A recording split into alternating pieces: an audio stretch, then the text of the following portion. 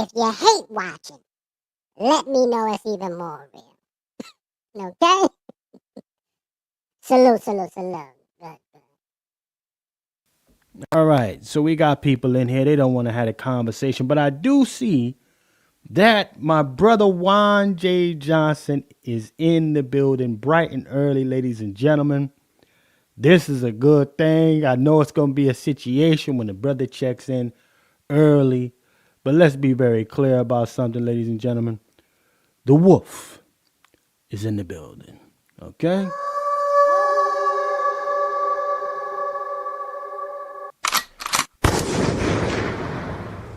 Brother Juan J. Johnson, sir, how you living this morning? I mean, this afternoon, sir. How you living? Can you hear me? I am doing great on this. Okay. What's this? 16th day of November. Yes, sir. Yes, sir. Yeah, Yes, I'm sir. doing good, brother. I don't have no complaints. The ones I got, they minimal. Right. They minimal. Right. Right. But I'm looking forward to this conversation because Yes, I sir. flip it. That's all.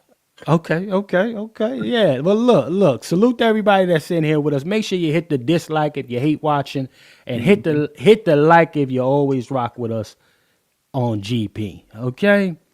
And also make sure you don't forget to tip your chef today. We're looking for our sponsor today, so make sure if you want to become that sponsor of today's broadcast, $FTS49, $FTS49, or the Vimeo app from the soil. $25 makes you the sponsor of today's broadcast. Salute to the guy, my brother Black Laren, for checking in, man. Good to see you, brother Black Laren. Always a pleasure to see the warrior, Black Laren, in the Yes, indeed. Salute, fam. So we got brother Black Laren in here. I hope brother ABM can check in, and a few of our other regulars that ride with us, man. But Wolf, sir, I've been following this thing, man, for the last couple years. I watched the young man rise through his internet presence. Some folks have also said they enjoyed the Black Diamond oxtails. Okay, that's what he's known for, Black Diamond. But before we get into all of that stuff, we got some niggatizers first. Okay, we got niggatizers to get everybody started here.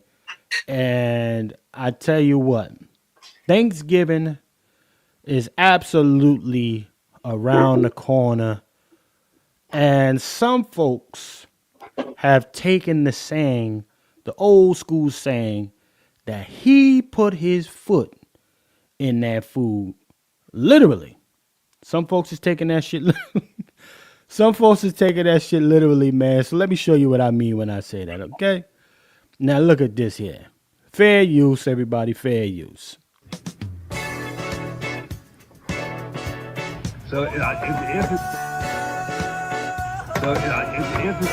Hey, yo. Everybody having a good time? How's the greens? Greens banging up. Greens off the chain. Get folk, you did the damn thing. You I just, I love our people, but then they be pissing me off sometimes, man. I swear. I love our people. This how it be though. This how it be, folks. Be around, man. That thing is good. But let me play some more. Banging. Oh, you had to put your foot in this. Oh no. Come on. I did. Nasty motherfucker. Oh God. Come on.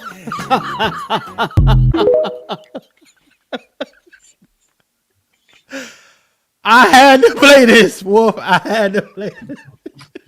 Cause you can't eat at everybody's house. You understand? I want y'all to know going into this holiday, okay? Some of y'all snaps ain't never really snap out. It's y'all getting y'all snap back, so y'all gonna have the collard green money. Y'all gonna have the rib. Well, folks, I don't know how many people eat ribs for Thanksgiving, but you're gonna have your turkey money, your dressing money, your yams, your baked macaroni cheese money. Y'all gonna have that this holiday now, okay? Looking good for some of y'all. But you go on to eat. Yeah, talking about let me go get a plate here, let me go get a plate there. And goddamn, I'm just warning you. Some of y'all is gonna regret that. Some of y'all gonna regret going over to all them different houses eating from people. Brother, what say you? I may have to disagree with you. You know, times are hard out here these days, and folks looking for a meal. They don't care how you cook it right now because a lot of folks they jobless. They short. Hold on, Wolf. You said, hold on. You telling me the folks that got so mad about Kamala washing them greens in the bathtub ain't gonna have a problem with this? Absolutely not. Here we go. Nope. Look, that man said he put his whole foot in there. Okay? So Marsha, you know I go out here and I feed the homeless, right? Right. They don't know where the food coming from. They don't even know who's cooking it. All they know is this. It's some good eating right here. Come on. Nah. They know it's hot. they know it got the seasoning on it. And they know their appetites are being satisfied. Mm-hmm. How many of y'all eating foot greens this holiday? I know y'all had a fit last year about the bathtub. You know, a lot of the pro-blacks, you know, I die for my ancestor types was going crazy last year off of Kamala washing them damn things in that damn tub. So I mean, you know, look, you got these cats out here. They probably been telling y'all the truth the whole time. You ain't even know it. Hey, put your foot in that, and he was telling you the truth. Doc, if you knew how some people lived out here, a foot would be the least of your concern. Yeah, a foot. They may take an arm and a foot. They may take a dang on ankle and a foot. A calf. Oh, God damn. Look. Hey, in the chat, if you're in here, I see y'all in here, man. If y'all in the chat, keep it a buck. If it tastes good, it don't matter how or who prepared it. Keep it a buck in the chat. Okay? I want to know from y'all. Bathtub collard greens versus foot collard greens. Which one you taking? Keep it a buck. Now we gonna move on from here to get y'all warmed up, ladies and gentlemen. Okay?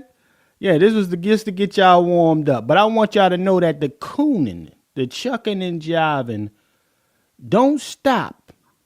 All right? There's many ways to chuck and jive. Right? There's many ways to chuck and jive. Walt, help me out. So if it, Yeah. There's many ways to chuck and jive, ladies and gentlemen. All right? And I got to tell you, I'm going to jump right into it. Your girl, Michelle Obama, one of the most certified chucking and jiving females I have ever seen. You put her around some white folk. You want her to connect with the white folk. You put her out there and she'll immediately go to victimhood. She immediately goes to victimhood. How many of y'all done watched all of the Megan Good shows? All the movies Megan Good was in. Anytime it was a white flick, did Megan Good not have straight hair? But when she was in Biker Boys, it was the shortcut, right? Okay, when she was Think Like a Man, right? She had the shortcut. All the blackety black Jones, she had the shortcut. But when she trying to appeal to white folk, she do the Michelle Obama. Now here's the saying. We got folks that understand. If you want to hear the truth about what a black person think of you, You put them in front of some white folks. You put them in front of some white folk. Let me show you how your girl immediately goes to. Then let's be clear. This was your first quote unquote lady, your first black first house first lady in the house. Okay? I'm gonna play this for you though. Look at this here. I couldn't do anything. Yeah. Well, I didn't really have that choice as first lady. Of course. Get the fuck. Look at this. Look at this. Michelle Obama is a feminist. Do you understand me? Black power. Michelle Obama is a feminist. And a lot of you fools keep looking to her as some kind of thing to be aspiring to. This is a feminist, right? And that's how that movement got any motion, period. It was always a white woman versus a white guy thing. And all they ever did was recruit melanatics like a Michelle Obama to drive that shit to the forefront. Let's go. Right. Yeah. Every day, every time I was up, as we called it, I was up for the public. Yes. And the days were long. So as you mentioned, to save time. Yes. I know having a glam team, a trifecta, it feels like a luxury, but it was a time necessity. Yes. There's absolutely. I couldn't do anything. You see this bullshit? I couldn't do anything. It was against my will. I had no choice. I couldn't do it. I was at the becking of whatever they wanted me to do. Get the fuck out of here. Okay? Can we stop with the nonsense? She's such a victim. Then came out a few months ago, right? Talking about make sure you vote for abortion. Get some of them kids up out the way. While there's a whole abortion clinic right outside the damn convention. Y'all forget that? This is the same lady who said she had no choice in her makeup. The way she appeared in public. Get the Absolutely no way that I would be able to do my hair and makeup and have clothes ready that fit, because rare is the woman that can live off the rack. Yes. Look at this shit. Closet feminist. Absolutely. You're not going to tell me anything different, y'all. Closet femi. Such a victim. But again, Coonanism. Coonanism. It looked different depending on the scenario. Everybody got their own way of chucking and jiving. And in most cases, particularly when you're trying to relate or appeal to a feminist audience, you immediately go to the victim and the lack of options you have. This is what she did. You put her in front of a white chick and now she's a victim. She has no choice in the way she moves. The fuck out of here, man. That's why I wanted to bring your girl Michelle Obama up. Okay? But she get around black folks, this her hairstyle. This is what I'm trying to tell you. Right? Even on her little bullshit podcast. The IMO, in my opinion, with a little zesty brother that she got on there. It's all braids, pinups, etc. Trying to appeal to the black folks. Little do a lot of you goofies out there that aspire to listen to this chick, okay, and think that she's something to aspire to and be proud about. She does what she needs to do to keep you in control. Okay? These are the, oh, mommy, I want to be like her when I get older type of shit, while she driving and assisting in the dismantlement of your community. That's what she does. Okay? But I wanted to touch on that real quick. Let me see what y'all saying in here. Oh, man. Shout out to my sister Star. Sister Star, it is a pleasure to see you, sis. Thanks for checking in on this afternoon. Peace, peace, peace. Listen, I'm waking this up right here. But you know what? Again, ladies and gentlemen, let's keep it going here. There's more than one way to chuck and jive, aka coonanism. Okay? More than one way to get busy out here. All right, and let me show you another one. Because some of you folks actually respect this guy right here, Brandon Johnson. Brandon Johnson. Well, before I go to that, let me see. I got to check in with the wolf.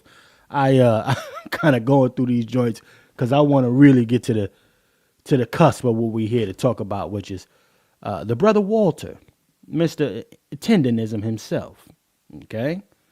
A.K.A. Famous Amos, a.k.a. Dr. Uncle Nearest, a.k.a. Angie Mama, a.k.a. Uncle Ben's, a.k.a. any one of them folks you can think of. This is the modern day version right here, y'all. Modern day version, but we're going to have that conversation a little bit. We're going to have that conversation shortly. Brother Wolf, are you there, sir? Are you there? I am here. Okay. Now, what I played for you as far as your girl Michelle Obama, am I a little far-fetched in saying she's a closet feminist? What say you, sir? Well, she's definitely not a closet feminist. She's a feminist. I think that Okay. she is going on a record stating, the secrets of the first ladies.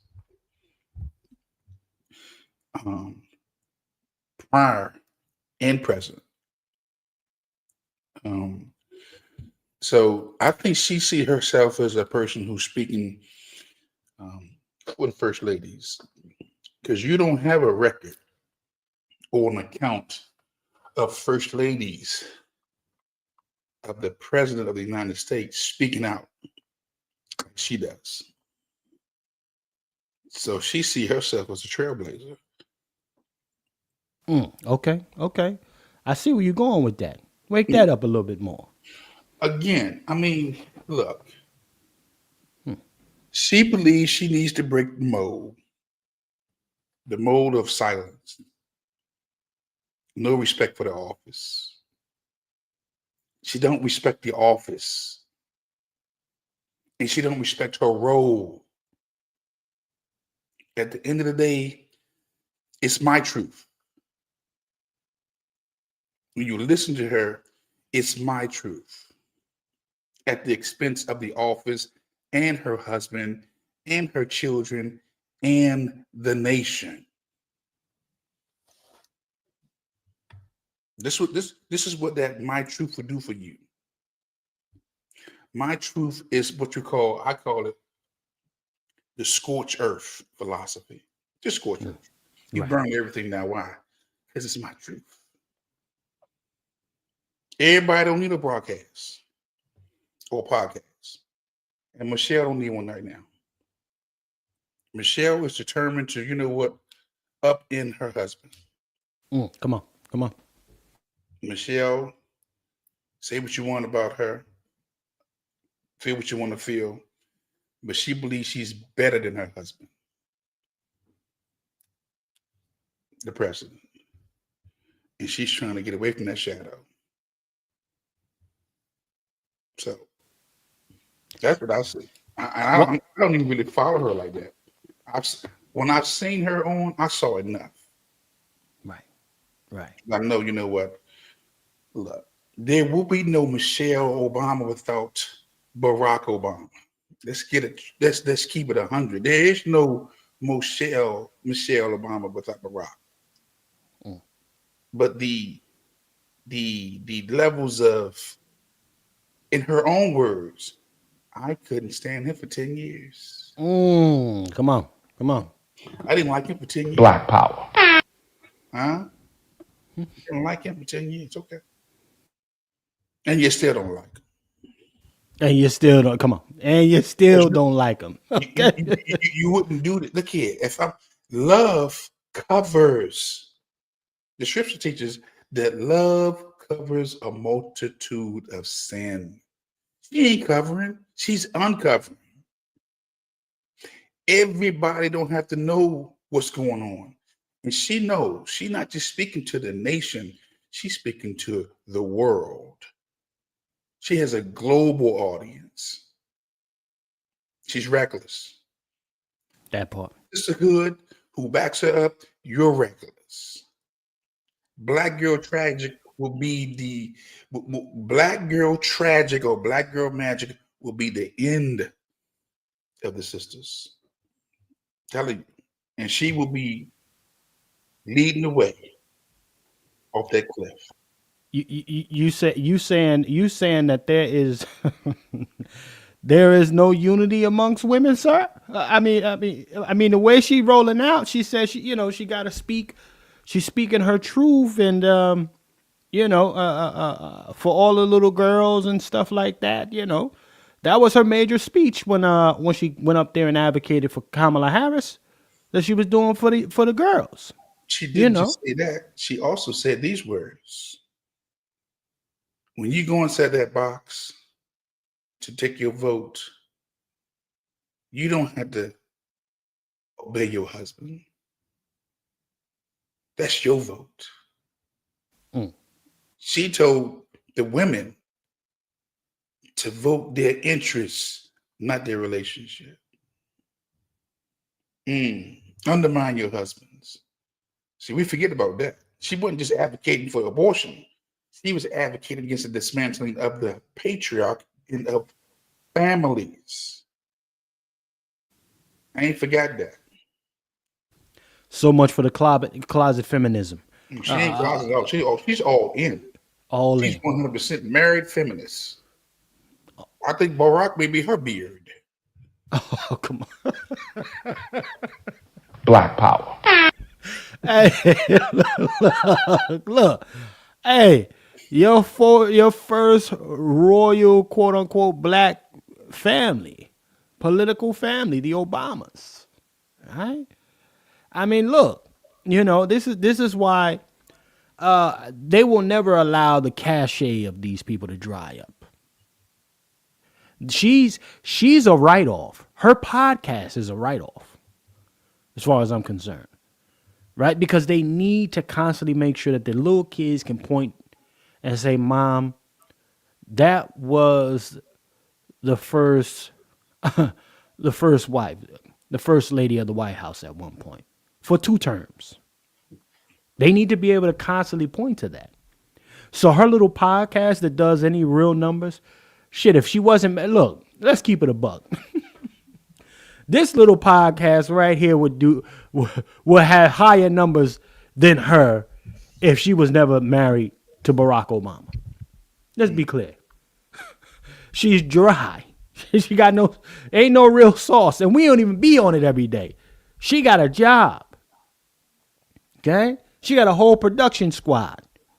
All right? Salute to everybody that's in here. Make sure you hit the like, and if you hate watching, hit the dislike. Let us know it's real. Okay? Let us know it's real. Black power. Okay? But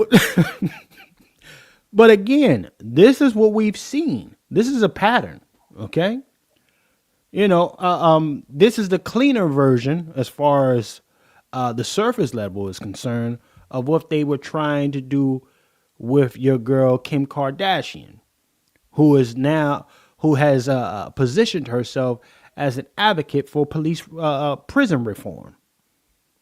Okay? Going to the White House, talking with Trump. Why is a bust down advocating for prison reform? A glorified one-hit wonder porn star who leveraged herself into Hollywood, advocating on behalf of men who are unjustly incarcerated. But this is what we have now. Okay? Salute to everybody that's in here. And I'm gonna keep it going, man. I wanted to touch on this here. Again, cooning shows up in different ways, ladies and gentlemen. Chef, before you Yes, go, sir. Yes, sir. I put a definition in the chat because I'm gonna call it out. It's not just Michelle. I typed in rebelliousness. And rebelliousness means this: the quality of being inclined to resist or disobey authority, rules, or conventions. It can manifest as an individual's defiance against norms and authority figures. Authority figures, or as at large. So I said she goes against the norm.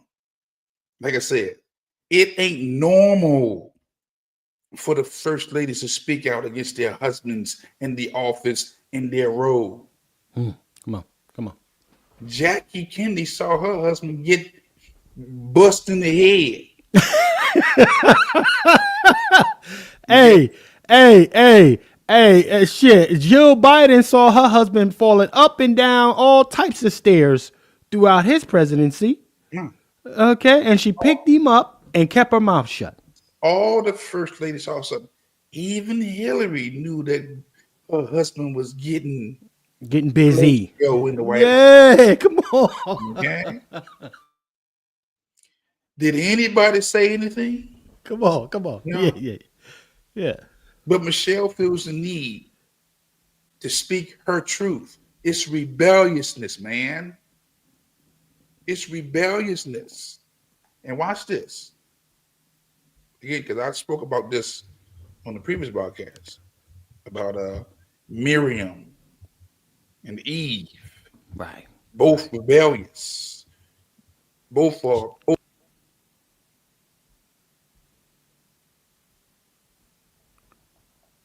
My audio done dropped. Hold on. What didn't happen with my audio?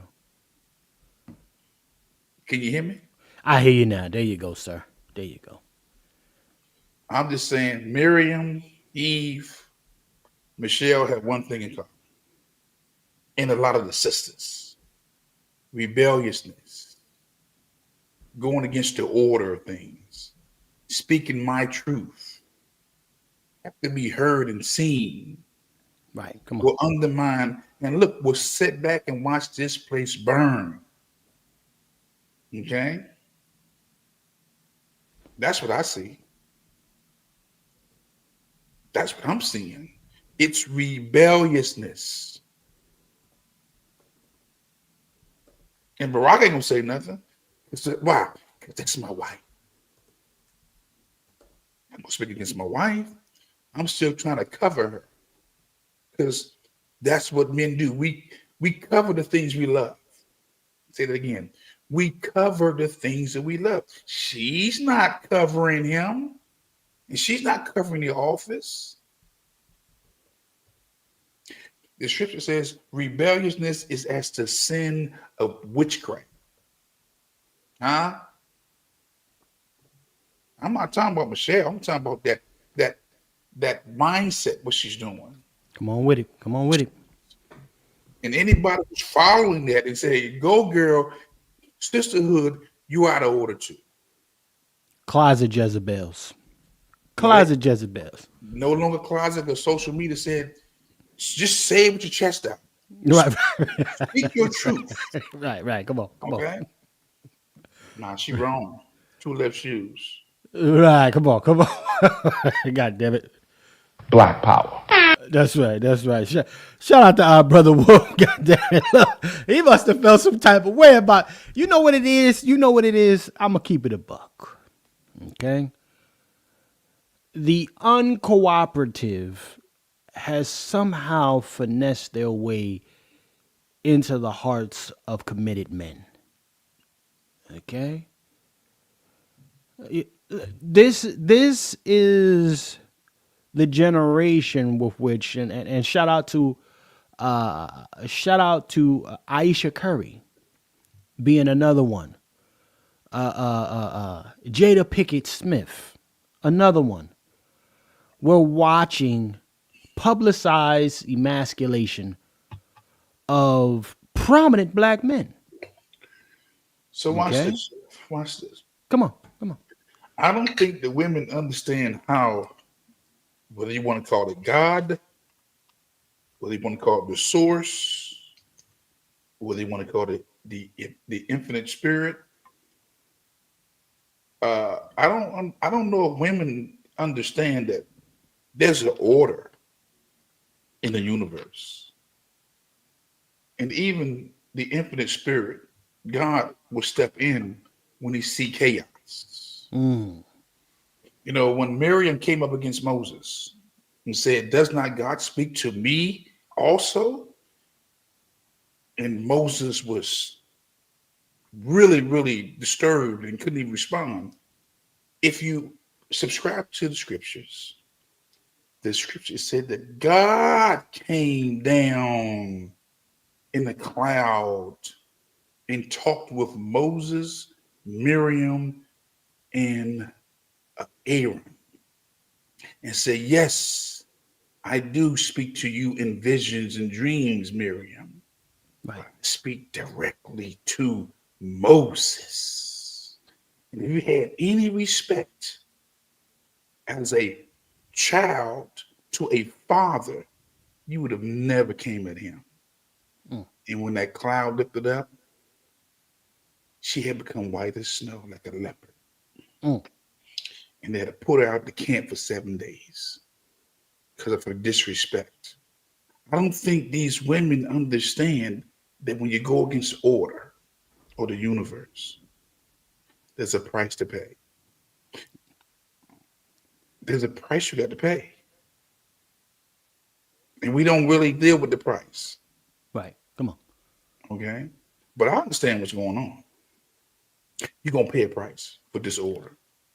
Well, I would call it the era of heathenism. Okay. You know, this kind of energy and the driven materialistic society, we have the most gullible species on the planet in the woman. Okay, and particularly on our side, the Black American woman.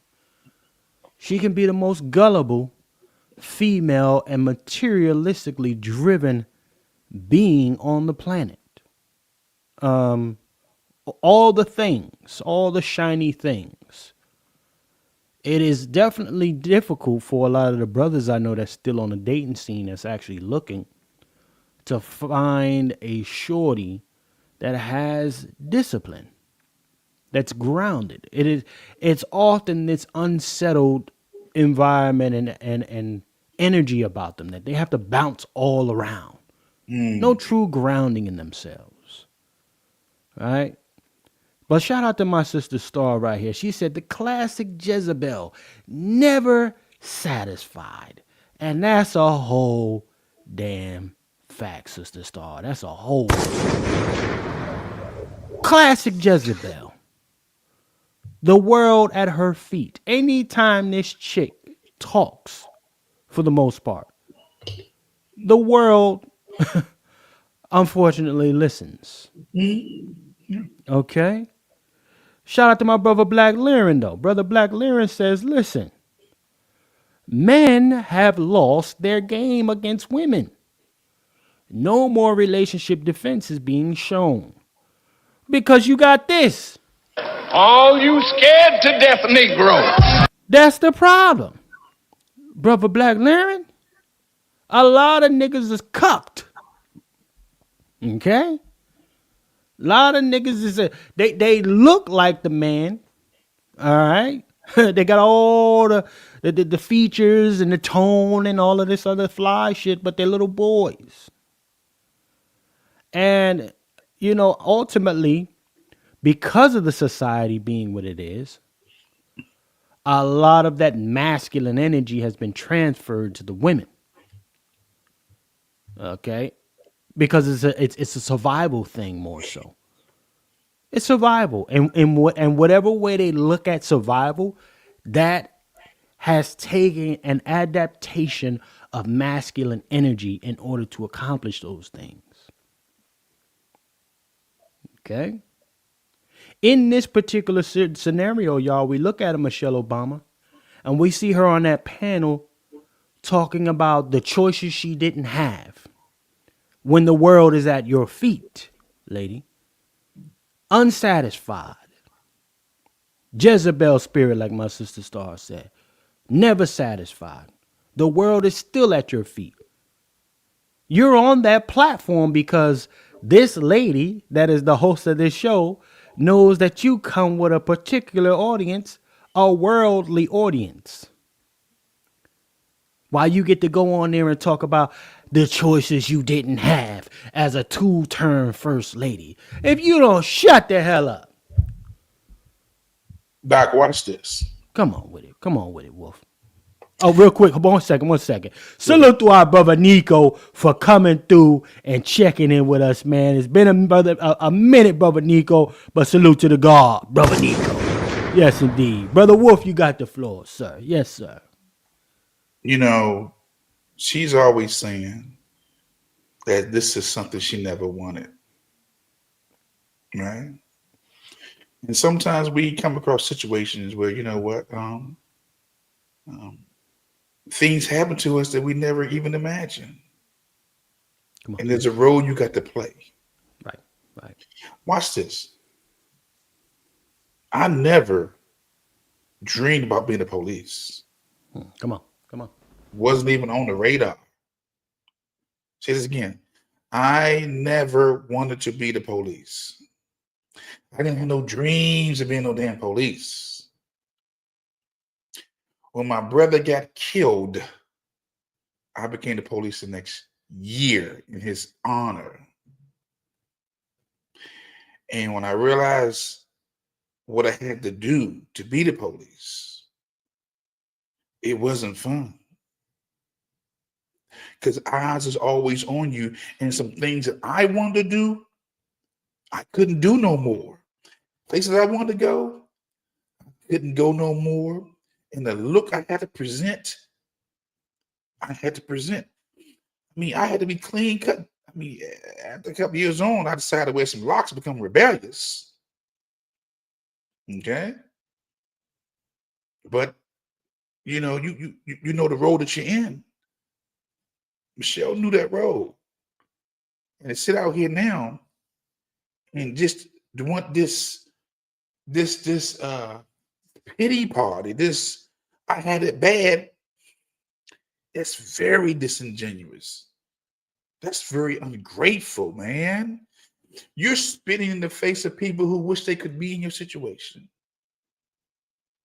Aspire to you. Remember, the Obamas, people got pictures of their family on their walls in their houses, like JFK and MLK. Right. People love the Obamas. They aspire to be Michelle. And she is on a mission to undo all of that because of my truth. Her truth. I just got to be the voice and the advocate for the unspoken first ladies. You rebellious, Michelle. You out of order. Out of pocket. Out of complete pocket. Brother Wolf, is my mic still coming through nice and clear? Or Yeah, did you got like it's hollow. Okay, let me see what's happening here. It was good for you. Can you hear me? Yeah, we heard you. Okay. But you got a echo. Okay. Let me see what the hell is happening with my machine over here. Okay, but nevertheless, man, look. Let me see. Is it working? I think it is. We hear you loud. Matter of fact, we hear you good now. Okay. Yes. Okay, let me figure this out. My little box over here is acting a damn fool. But nevertheless, man, we done worked on her a little bit. Let me see what my sister Star said before we go to the next subject matter. Jezebel was the daughter of a king and was married to a king. She had the best of everything and still wasn't satisfied.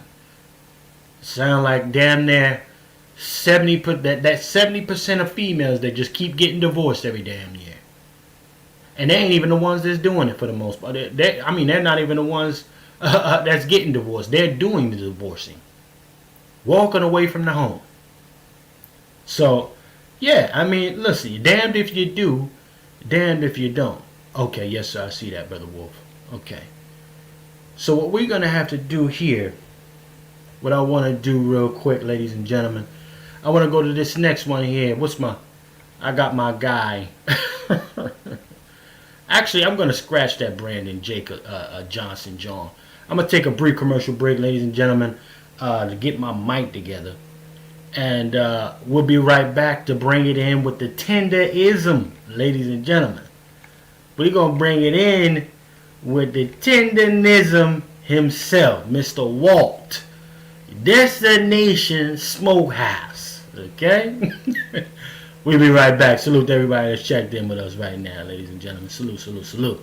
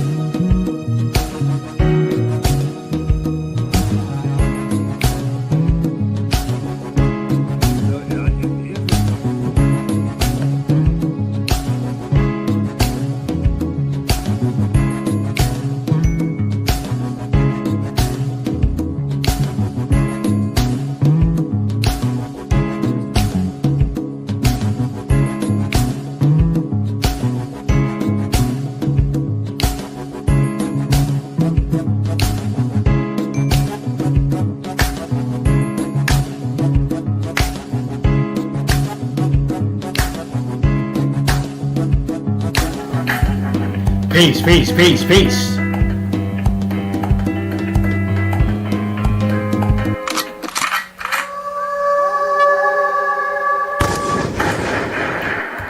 Peace, ladies and gentlemen. We are back. I hope you can hear me pretty decently. I'm gonna have to check my system later, but nevertheless, let's get through this broadcast. Now, I also want to say a major thank you to my sister. Sounds like you're in a cave. Damn. Ah, man. I don't know what happened with. Can you hear me? Can you hear me now and clear? It sounds like it should be better now. Can you hear me now? But you have an echo when I speak. Okay. Damn. Well, that's okay. I'll figure it out. We'll have this conversation right here. Look. The Walt. This young man by the name of Walt. Okay. He has been a part of a team called Destination Smokehouse. Okay. And for the longest, you know, we have watched this guy go pretty viral off of what he called Black Diamond oxtails. Okay? Well, before I go too far, I want to say a major thank you to my sister Star, who has become the official sponsor of today's broadcast with a $25 contribution. Sister Star, I appreciate you, sis. Yes, indeed. Thank you very much for keeping us alive.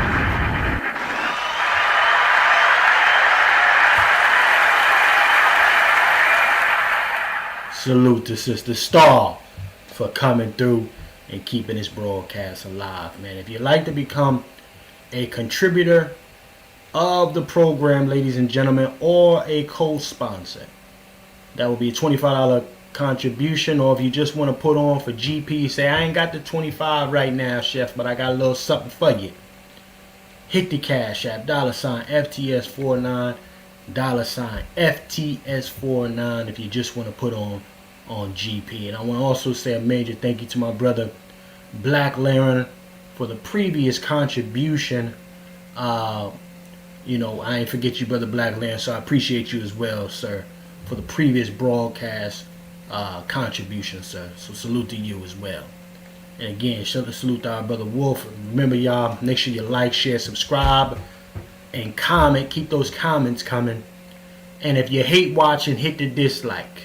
And if you rock with us, just hit that like. Alright, now we're back into this thing. Let's keep it going, ladies and gentlemen. Walt is the name. He Mr. Destination Smokehouse. That's him. Okay? Tenderism. Mr. Tenderism.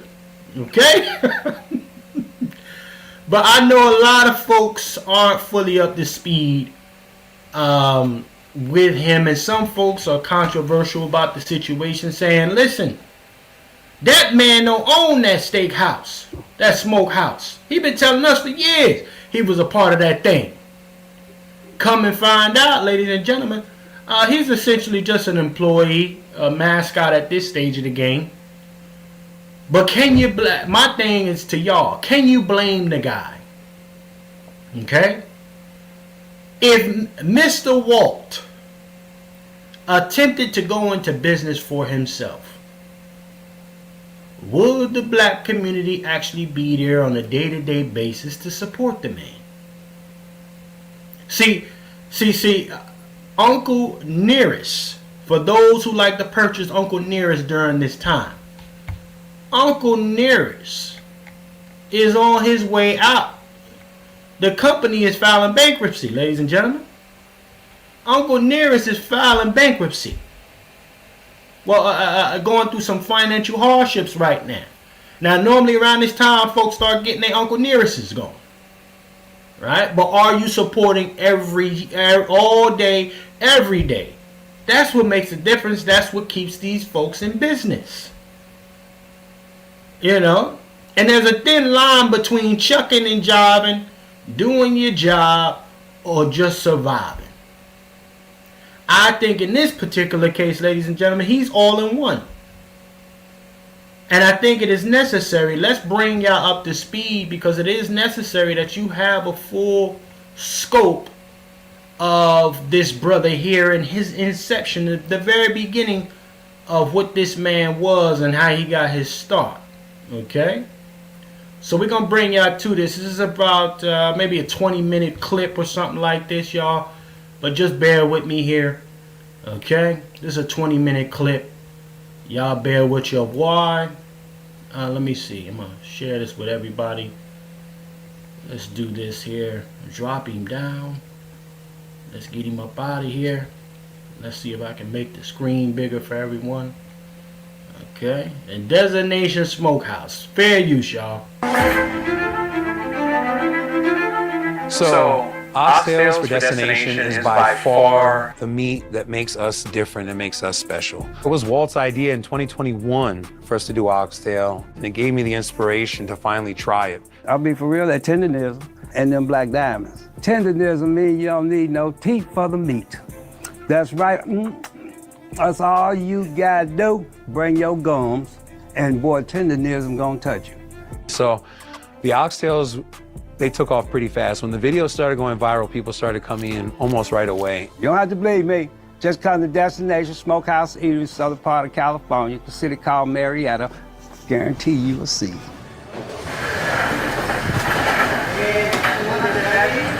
Now check this out real quick, family. Okay? Y'all see what's in the back of that kitchen. Okay? Y'all see right off GP what's in the back of that kitchen. Alright? And y'all let that percolate again. There's folks that are outraged by this. Chef, he's just chucking and jiving, man. He ain't.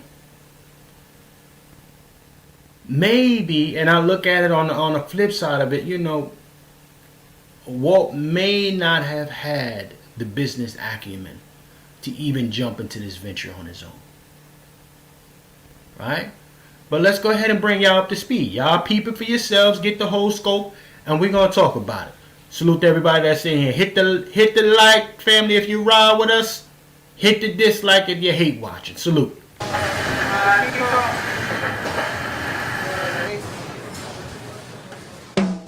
The energy and the vibe here of the people who come here to eat and also the people that work here has really been a blessing. Right now we have a DJ, we have him every Saturday and Sunday, and it's an energy, it's a vibe.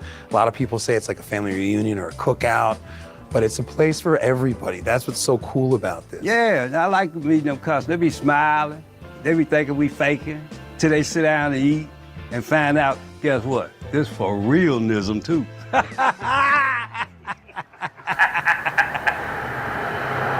Yeah, hey, man. He never get out of character, y'all. He never gets out of character. We're going to talk about this shit, though. Let's keep it going.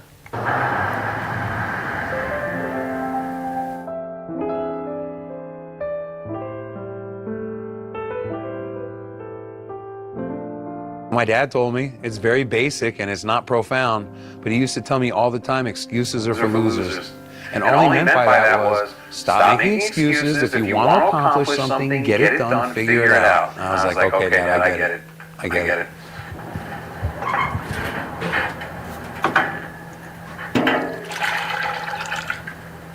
We like to save these juices for other purposes, so that's why we put them in these pans. You can see he's putting that right there. And the crunchiness of the bark. You hear it? I don't even hear it with that mic. Crunchy. So there's some nights we pull briskets off, and then a few hours later we're putting more meat on. So we cook a lot of food here. It is a non-stop operation, and we have a lot of great people doing it. So, y'all, I got to say this real quick. I know y'all going to hear me keep playing the little sounds, little shit in here, because I'm trying to avoid getting a full copyright. They can pull this. You know, we ain't monetized anyway, but I want, you know, folks coming in that's going to catch the replay, or even y'all that's checking in with us live to be able to check it at a later time. So I will keep stopping from time to time, or even making some stupid little sounds, just so we can try to keep this thing up. But again, ladies and gentlemen, what we're seeing right here already, there is a quiet delineation, as far as I'm concerned, taking place between Walt and that owner that you just saw here, the owner of Destination Smokehouse. Little does Walt know that his days are numbered.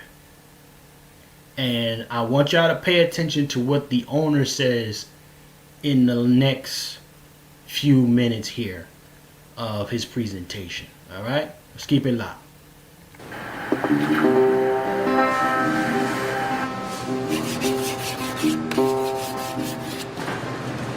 So our style of barbecue is Destination Barbecue. It's smoked meat. There's no way around it, but this is Destination Barbecue. We are in California from New York City, and I just was inspired by what I saw people doing in Texas, but we put our own spin on it, so it's just Destination Barbecue. So this right here is our rib rub. I just made it this morning to do a small batch. There's brown sugar in here. There's salt and pepper that you can see. There's granulated onion, granulated garlic, and a little bit of dry mustard. And I have no problem telling you that, because as my brother here and I know, we can teach a million people a recipe, but they're not going to cook like us. It just is what it is, right? 100%. Prego. So all the rub started with me. I was influenced by a lot of competition cooks. So of course I bought into the lie that it was just salt and pepper from a lot of people. And then you find out Lawry's is like this magic MSG trick that everybody's using and pretending like it's all salt and pepper. So it started there, but I simplified everything with ingredients that made sense to us. Our pork and our turkey. Hey, y'all peep the jab at the Lawry's for all of my black folk. All my black folks, did you peep the jab at the Lawry's? Y'all got to get that shit up out your cabinets. Huh? Owner coming at y'all now. Talk about get that Lawry shit up out of here. Okay? That's not real seasoning. But nevertheless, let's keep going. Starts out with a very brown sugar heavy rub. But each protein does get a slight adjustment. So the restaurant's called Destination Smokehouse, and there's a few reasons for that. Started out, we called it Destination Coffee Bar and Bistro. That was our original name. We started as a coffee shop. Destination was really just a way in the small town that we were in to let people know that this could be your destination. I had no involvement in the coffee shop when they opened too, by the way. It was open for 3.5 years without me. And when my father had passed away late 2018, no one wanted to run the coffee shop anymore. Right there, coffee house business, y'all. Coffee house business. Okay? I want everybody to stay locked on this. It was a coffee house. Okay? Now, if everybody that understands the story of Uncle Near, well, not even Uncle Nearest, but Famous Amos, the cookie man out of California, black owner, who lost his whole fortune. Okay, similar kind of situation here, y'all. Okay, now of course there's gonna be those who say, "Oh, well, he just wasn't doing good business." Just you shut up, okay? Because a lot of these folks, they do know how to stick around and check out your operations and figure out how to finesse it about you once you created the foundation. But again, I'm bringing this to y'all just so we understand. That place was a coffee shop. It later became a smokehouse because of that black man in there, who's now essentially Mr. Bojangles, unfortunately. But nevertheless, let's see it. I want y'all to peep it for yourselves. Fair use.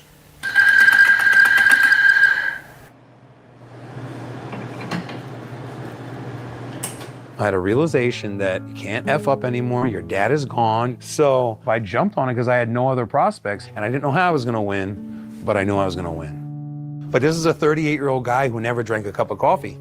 So I had to learn how to make coffee. There you go. Double cortado. That's good. Yeah. You're the man, dude. Like that. I'm telling you. You still got it, man. Oh, you're the man. I appreciate you so much. You don't even understand.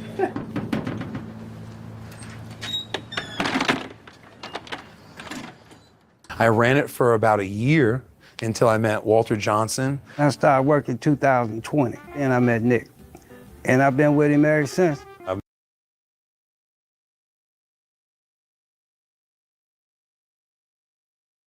Y'all got that, right? He started working with him. He started working with him, family. Okay? Now, Walt is essentially one of the older guys, you know, in my industry, a lot of times there's older dudes who just walk around, right?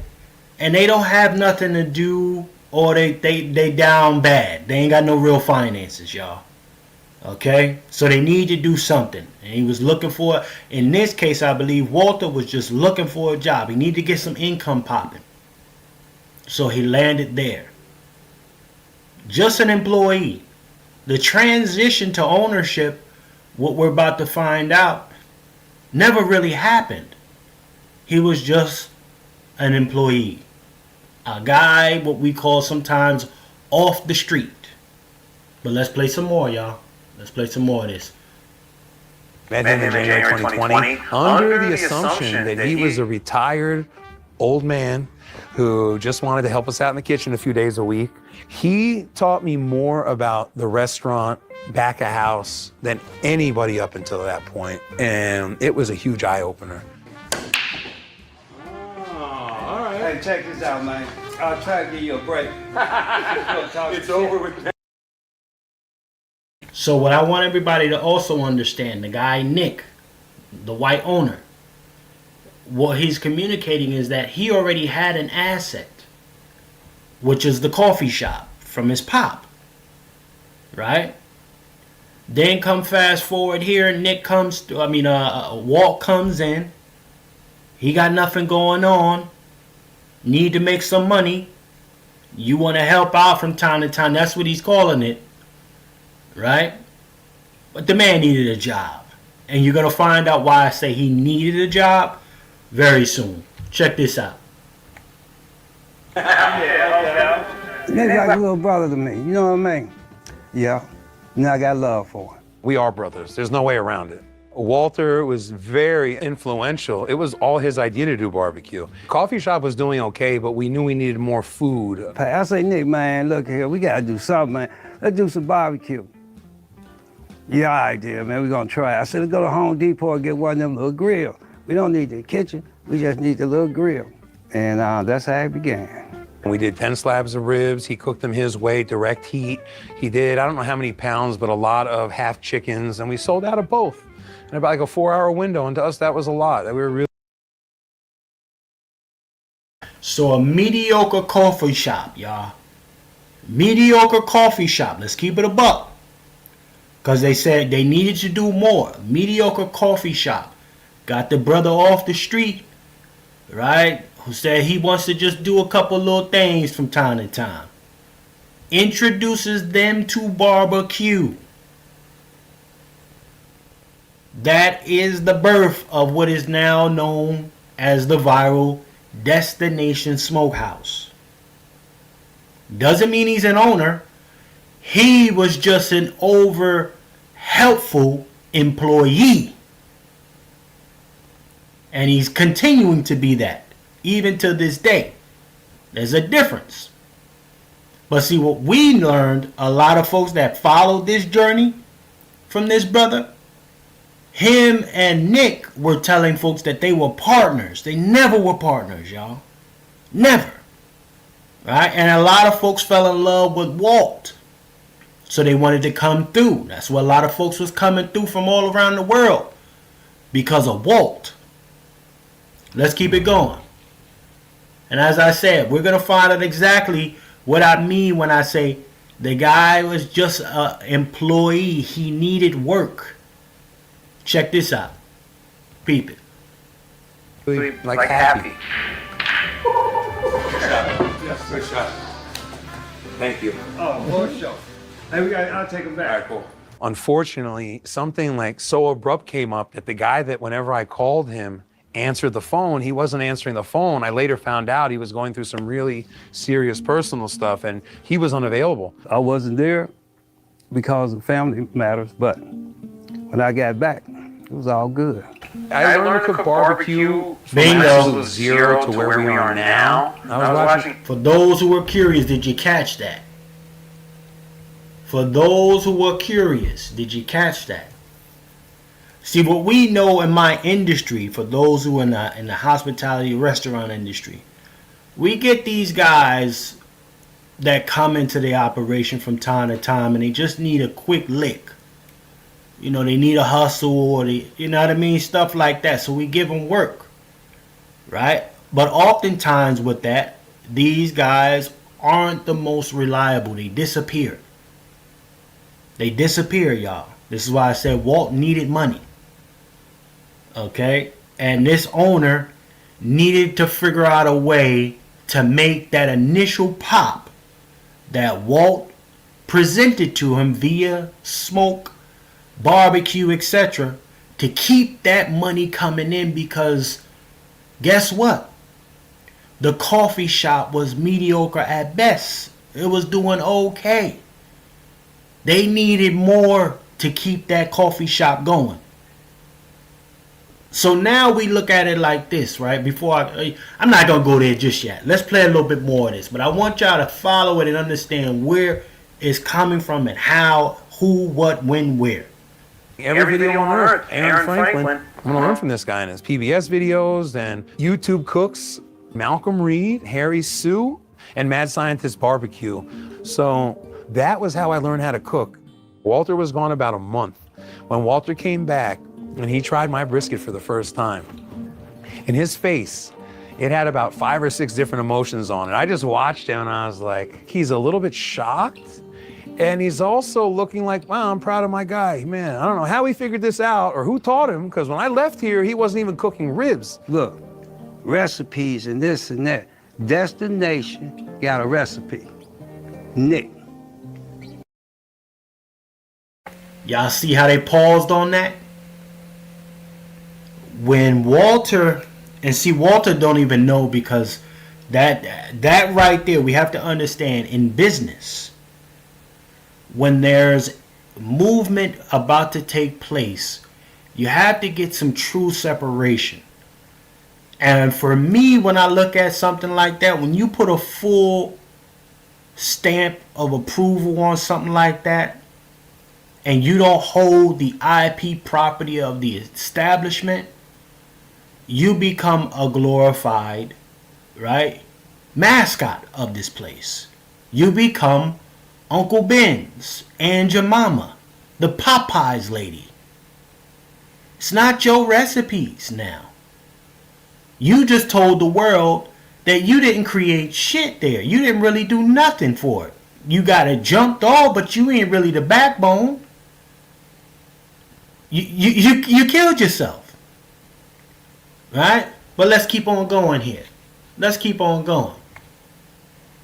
Booyah.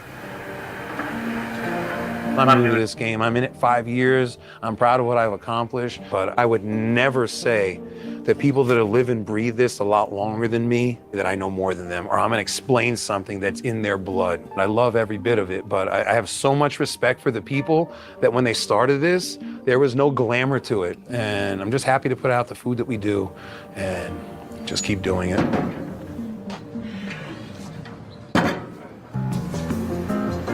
The sides are made from scratch. We don't make our own noodle for the mac and cheese, but everything else is from scratch. We make the cheese sauce for the mac. Sweet potatoes come in as sweet potatoes. We cut them down.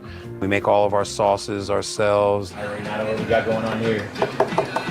We are preparing here the cornbread. It's a new recipe for Destination Smokehouse. It's becoming on the fall. We prep it with a lot of corn and a pinch of Brazilian taste. So look, we talking about a smokehouse. Supposed to be an ode to Southern. Does it bother y'all? Keep it a buck that's tapped in right now. Does it bother you who's back there cooking your food? Particularly when it's supposed to be an ode to Southern technique and tradition. Let me ask my brother Wolf before I continue to play. Does it matter to you who's heading up the back of that shop, Brother Wolf? No. Mmm.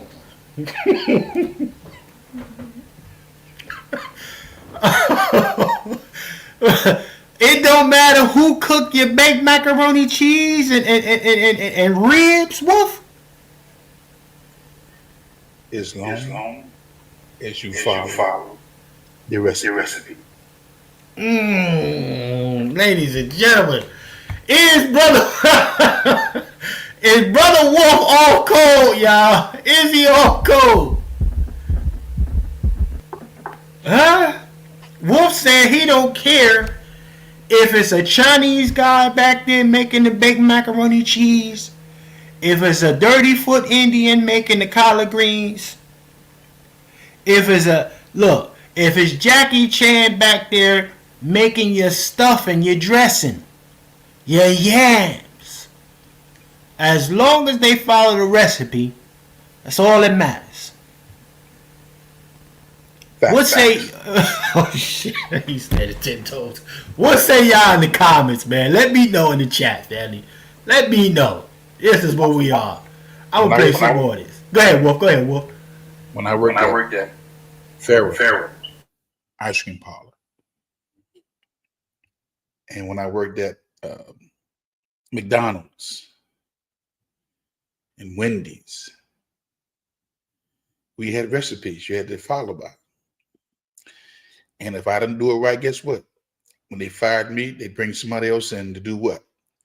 Follow the recipe. So no, it don't matter who back there cooking. Just make sure you follow the recipe. Hey, watch this. We flood these Asian carryouts with our money because why?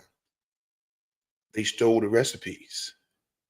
They even perfected the recipes from Southern cooking. And we can't do without chicken wings and mumbo sauce or some type of Asian curry out. Come on. So it don't matter. Just follow the recipe.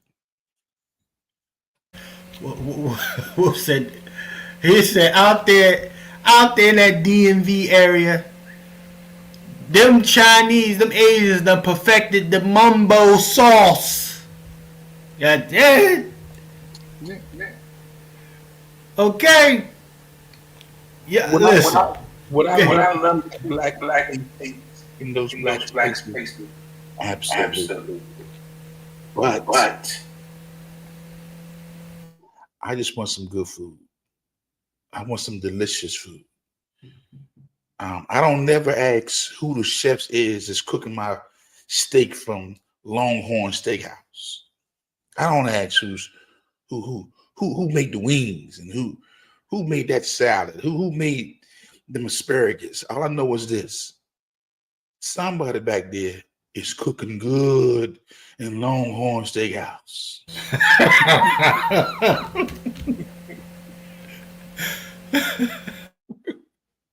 And I mean that. Look, let's play some more of this here. Look, hey, I'm just bringing it up because there's a lot of outrage saying they ain't even black recipes.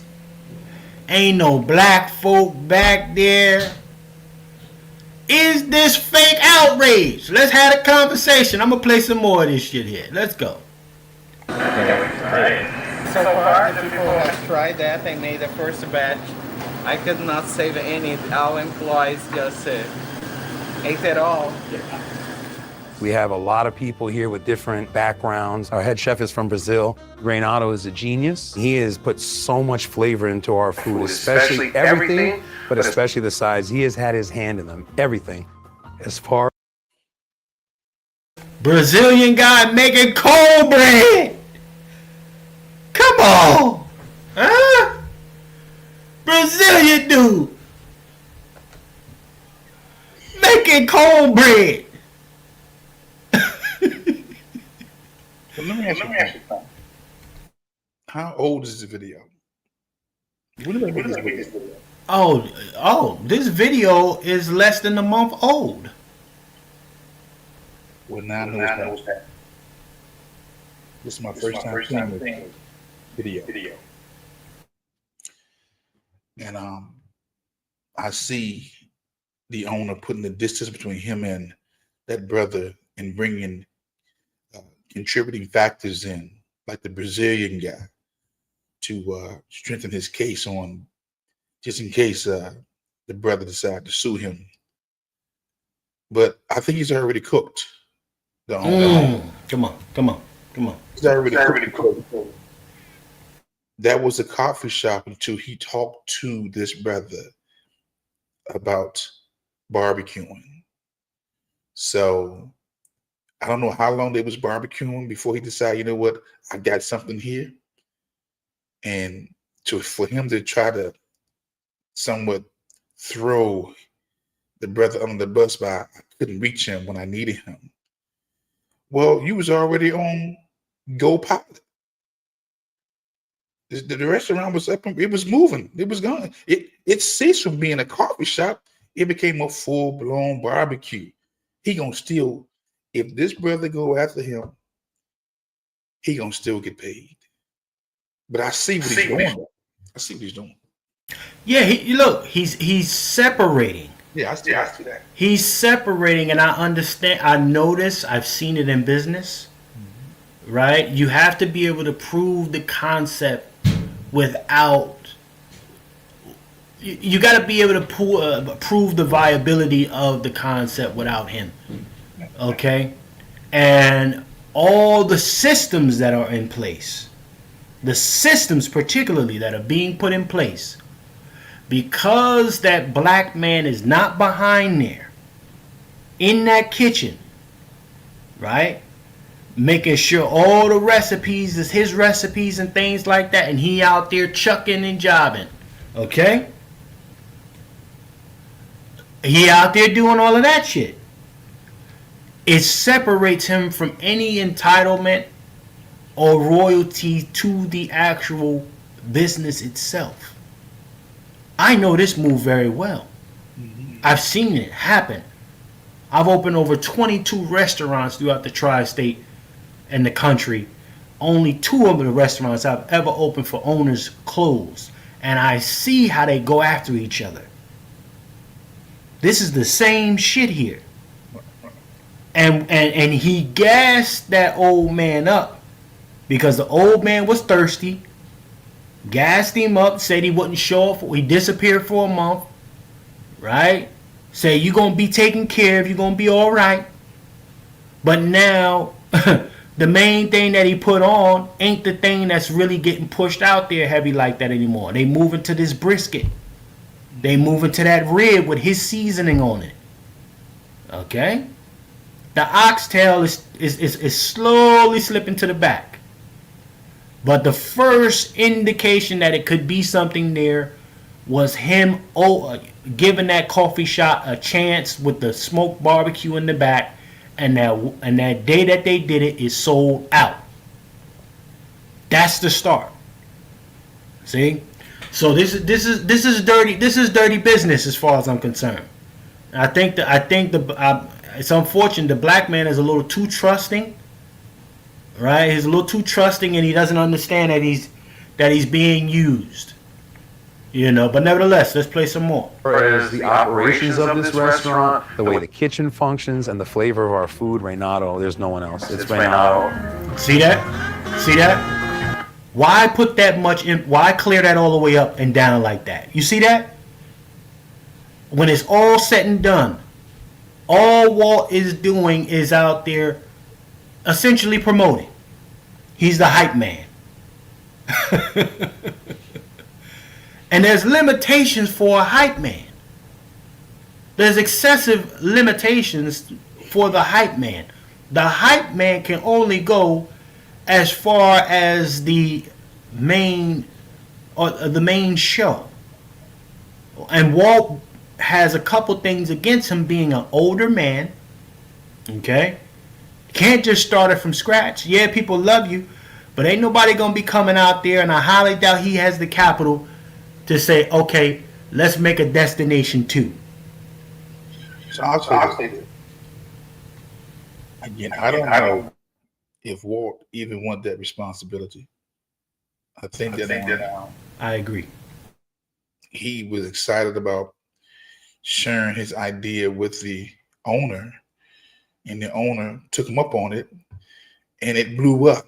So he can't undo what Walt did for him them first couple of years. Now he may try to phase it out, but them first couple of years, it blew up because of Walt. Okay. But he did not have to say that Walt was not reliable, because nobody asked him about Walt being reliable or not. Okay. But that's what they do. That's what they do.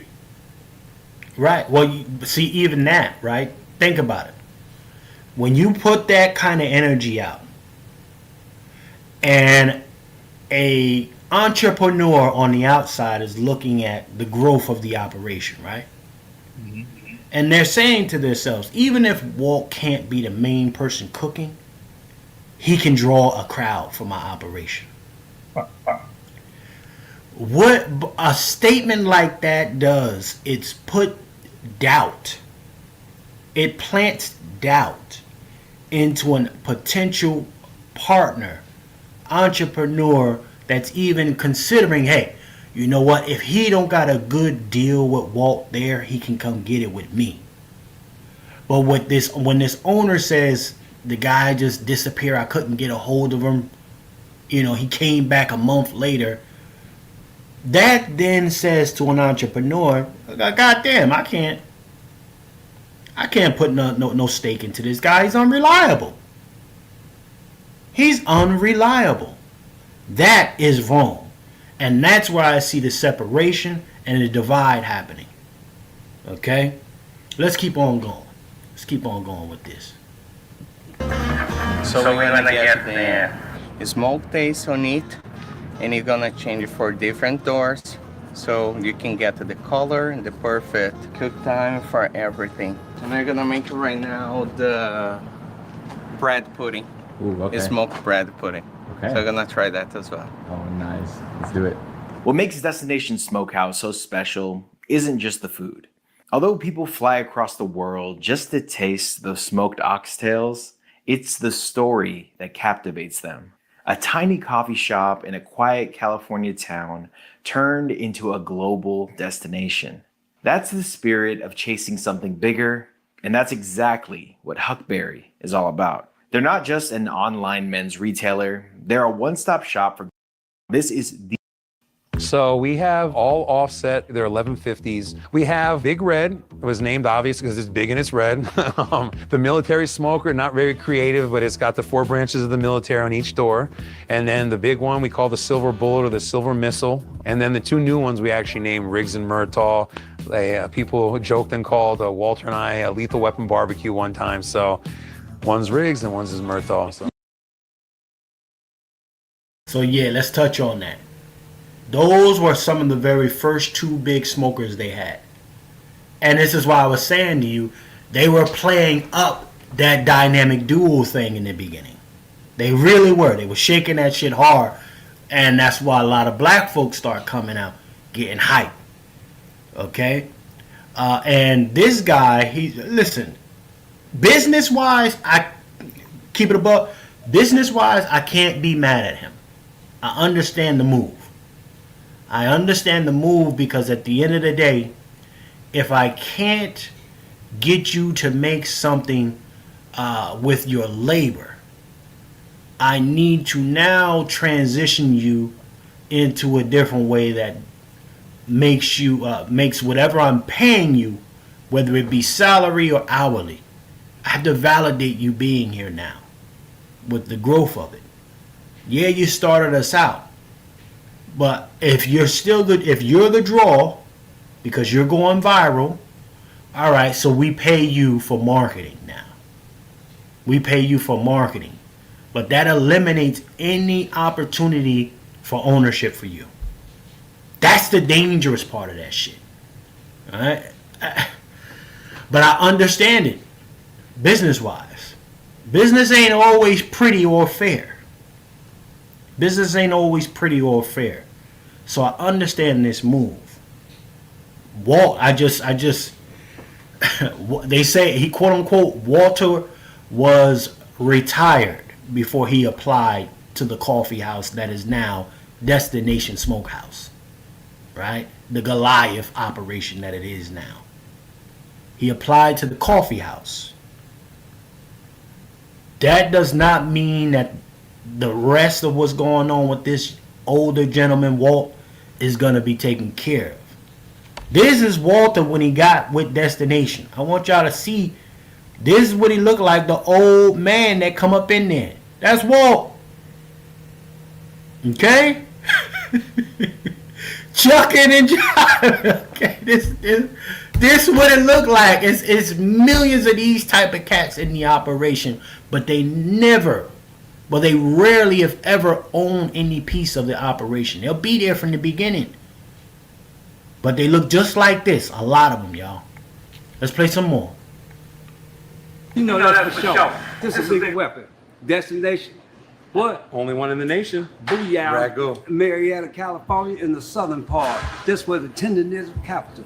If the barbecue is good, it takes a lot of love, a lot of passion, a lot of care, and it's not something that you just try and mass produce. You know, when that happens, everything changes, the quality changes. Old Luis, Hector, Renato, Marcos, Butcher Bill, those guys, the 5 people, are the backbone of all the food that we cook. So for the spritzing, we do 50-50 mix, just some water and apple cider vinegar. I like to use apple cider vinegar because the vinegar, it helps with the tenderizing of the meat, but it also adds a really nice, beautiful color to the meat as well.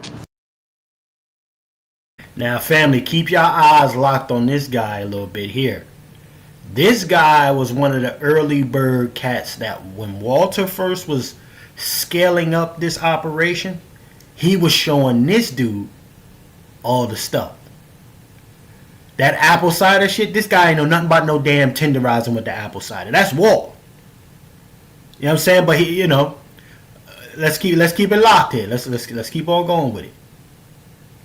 So how did you get that name? Walter gave it to me, actually. He was William back then. William, very quiet, very short sentences, took a lot of time to think about his response before he said it, and he is probably one of the best brisket trimmers I've ever seen in my life. I believe he said it was kind of like from like a movie, but they called him Buffalo Bill. Well, he's a serial, so I guess you with the knife makes sense. Huh? Knife man,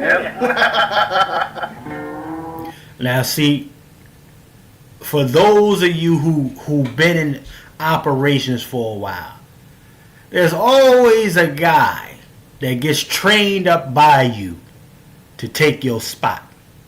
If you let him. There's always somebody there. And that guy right there is going to be at Destination longer than Walt.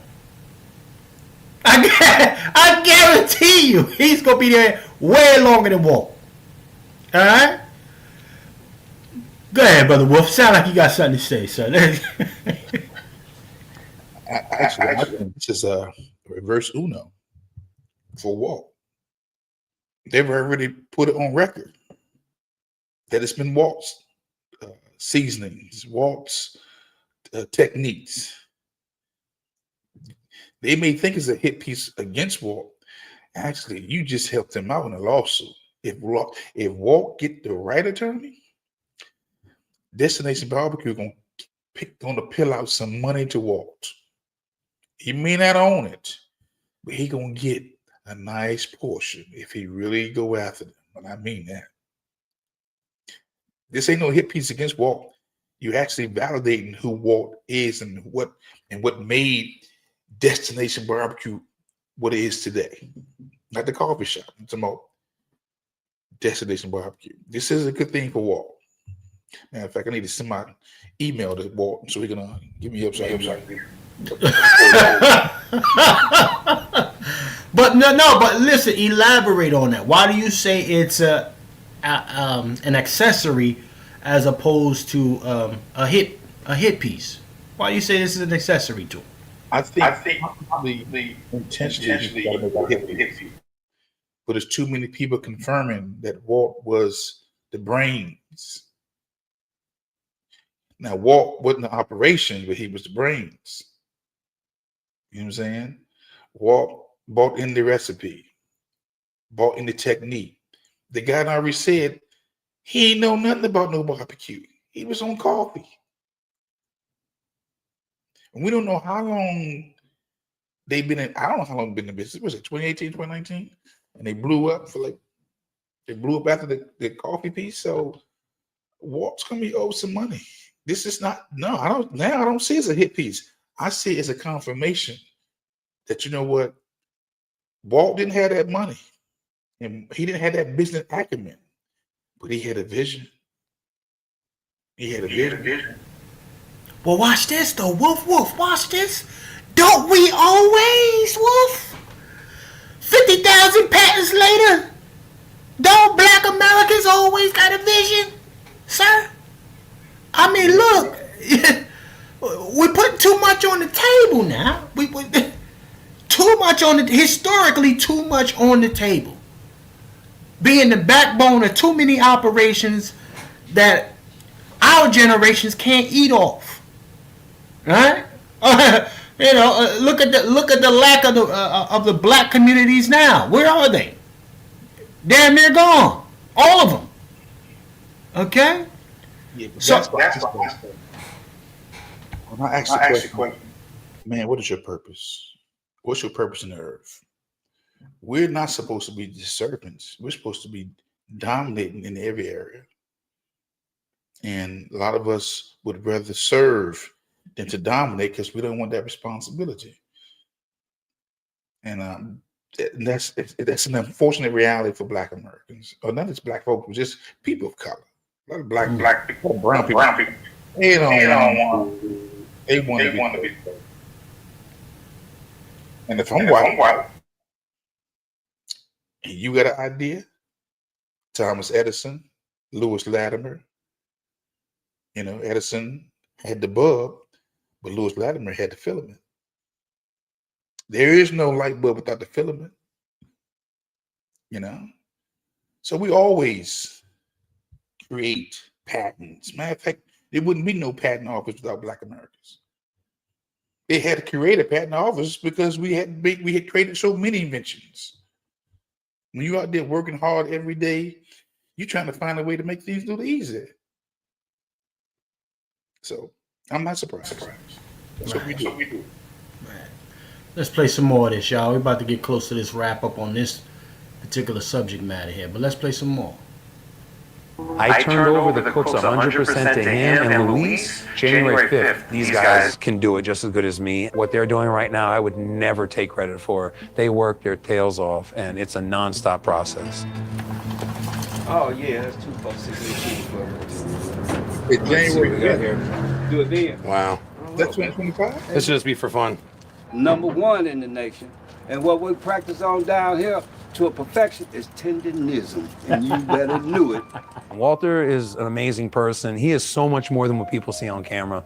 He's very smart. His life experience puts him in a place where when things are bad, they're never as bad as you think, right? If you spell the word L-I-F-E and take off the L and the E, you have if you wake up in the morning. So you got to take in concept that little 4-letter word and that 2-letter word got a great deal in what we're doing right now. Like, his biggest gift to me is he's shown me ways to be a little bit better. When my dad passed away, that was my elder as far as men went, And when he passed, there wasn't really anybody else. So he's taught me a lot about keeping things in perspective and not dreading things that are not worthy of it,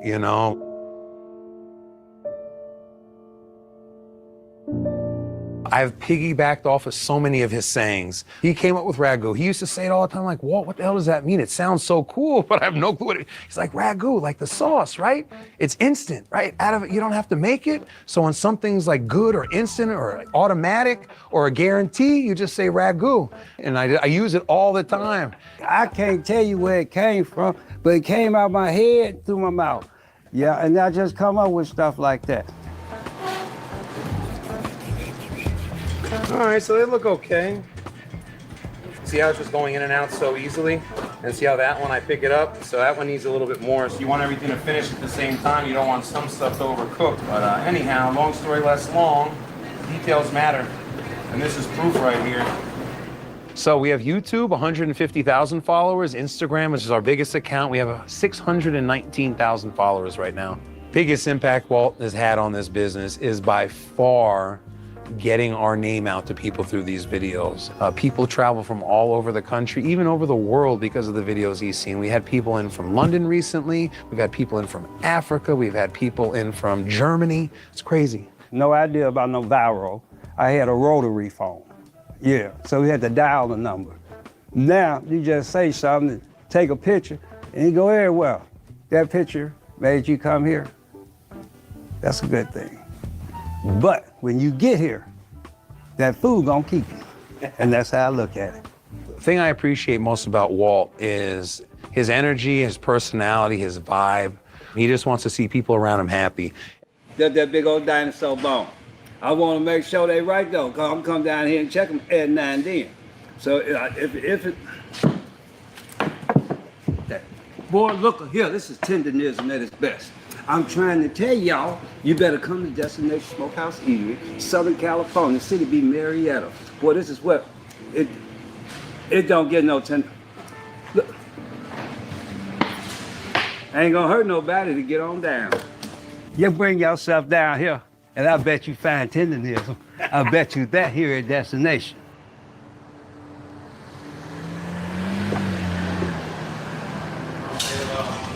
Come on, how everybody doing?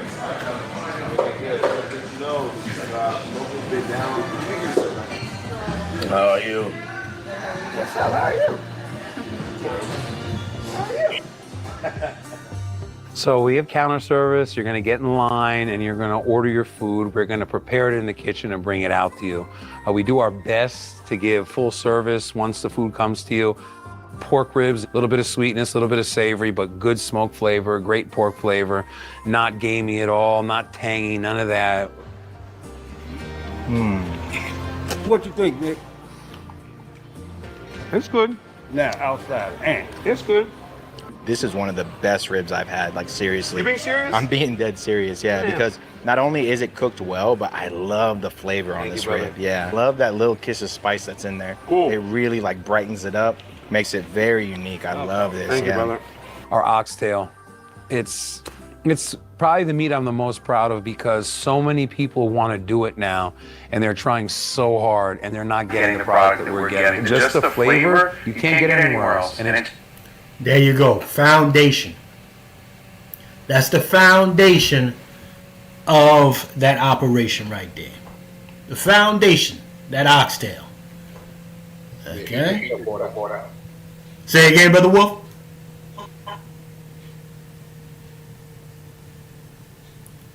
I can't hear you. I think he went on mute. He just strengthened it. Yeah, Walt needs to finish up. Not just the quality, but that YouTube, Instagram money too.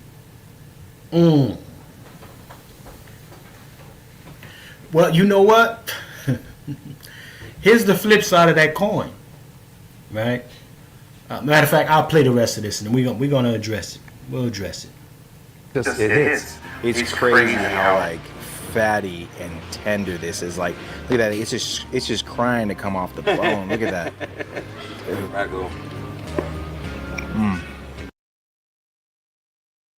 I want y'all to watch this exchange. If you're an owner, just understand, when you're an owner, you don't treat your partner the way you're about to see this exchange. Okay? And I'm gonna let you let me know what y'all think it is. But you don't treat your partner like that. Okay? Let's go ahead and play this. Yeah. Wow. Damn. But I eat oxtails about 5, 4. I know oxtails, I don't know nothing else. We have Wednesday, Tuesday, Thursday, you know what I mean? And that's the way it is. Tenderism mean no teeth. our brother Walt here. It's a blessing to have him here when he's here, but he's very elusive, so he's got to go. Walt. Hey, I'm sorry about this. Y'all see that? If you want to know the truth, somebody in the family finna get smashed, check it out. There you go. That's the truth. Oh, that's actually true. Well, hey, it was a pleasure meeting Yeah, you. man, I'm gonna see you again. Yeah, sounds good. Let me know. Let me know when you come out to Tennessee. Favorite meat right now is probably the brisket, only because we've just taken these huge steps with the brisket right now. It's phenomenal. A little bit of smoke. I told y'all he moving that brisket into the front. Cool. Move the brisket to the front. Drop the oxtail to the back. Them oxtails might stay on that menu, but Walt won't stay there. I'm telling you. And it's not because Walt is going to decide to leave. It's what's going to happen. Okay? Because even on that menu right now, if you probably go to that menu, it says Black Diamond. Okay? That's Walt's intellectual property right there too. The naming of naming that oxtail Black Diamond. So again, with a lot of the roast smoked meats that he's promoting now, we only heard about the oxtail one time. You heard about everything else. Quite a bit. I'm just saying. Just saying, bro. Let's keep on going, though. This is easily one of the best briskets in California. I'll take it. Yeah. I will take it. Thank you, brother. I will take it. I've been in a lot of places in California. Very good.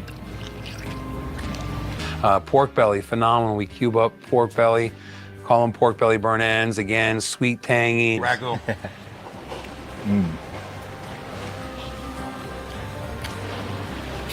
All right, so good. That's a good taco. My wife, Vanessa, she inspired these tacos to be like this. I call her my muse because she's in. Now check this out. If I had a clip of the wife, y'all, okay, the wife, I've been following this company for a little while, peeping them off and on.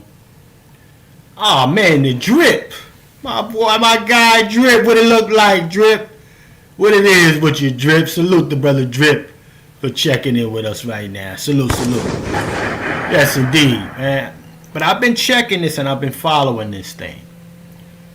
Now that the wife is getting even more involved with the operations of that business, giving little bedroom talk and things like that, you're seeing more of her if y'all follow that destination channel.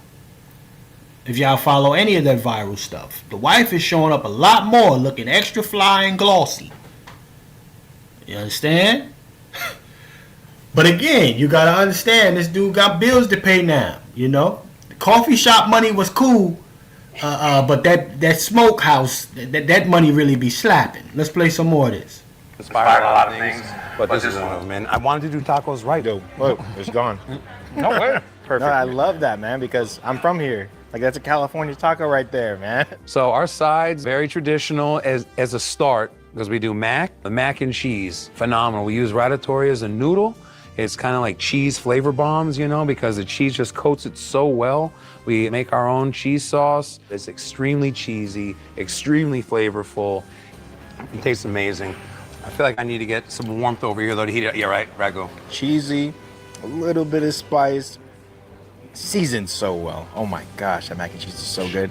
I love the shape of the noodle, too. Ratatouille. What the So the heck? name comes from because it looks like a radiator, right? Ah. Ratatouille. That mac and cheese is so freaking good. And Thank you. I love the thoughtfulness of the shape of the noodle. It makes it a very unique experience. Yams have a great flavor to them, such a balance with the sweetness. Yams and mac, I can't choose. They're both excellent. I eat the mac more, but the yams are they're special. It's really worth trying. Let's try these yams. And we just hope that people like it. But thank you, brother. Spectacular, man. You're the man. Sweet, spicy. More barbecue places need to do this. This is so good. I'm telling you, it's not just hype. Do not sleep on Destination Smokehouse. The videos might get people here, but they stay and they come back and they spread good word because what we do here with the food and the service is something that a lot of people feel is special. Now, Brother Wolf, what you said, Yeah. the portion about some of that IP foundation and then the ladder in. If he get a decent lawyer, and if that is the direction with which he wants to take, that last piece that he just contributed to the conversation, he does have a case. Absolutely. There is no Robert at all. He said it himself.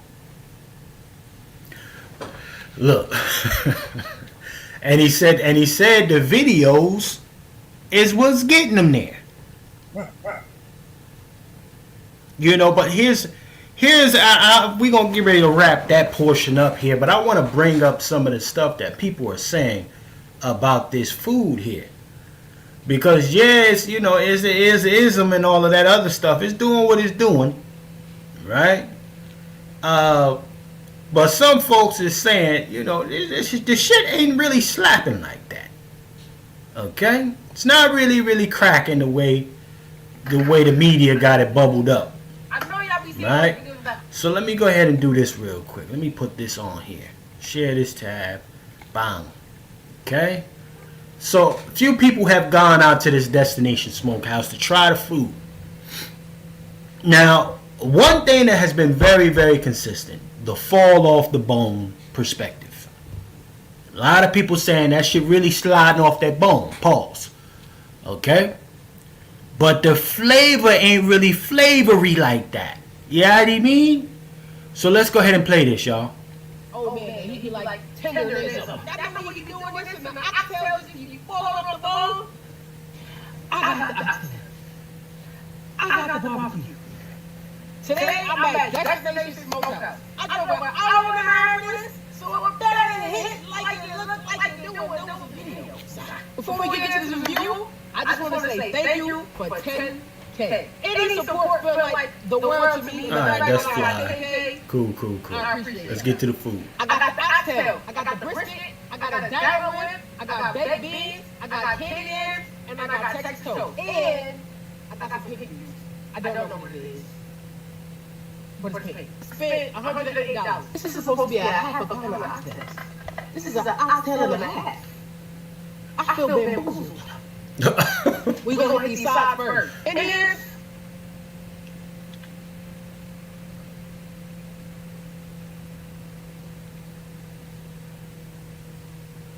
the texture is off.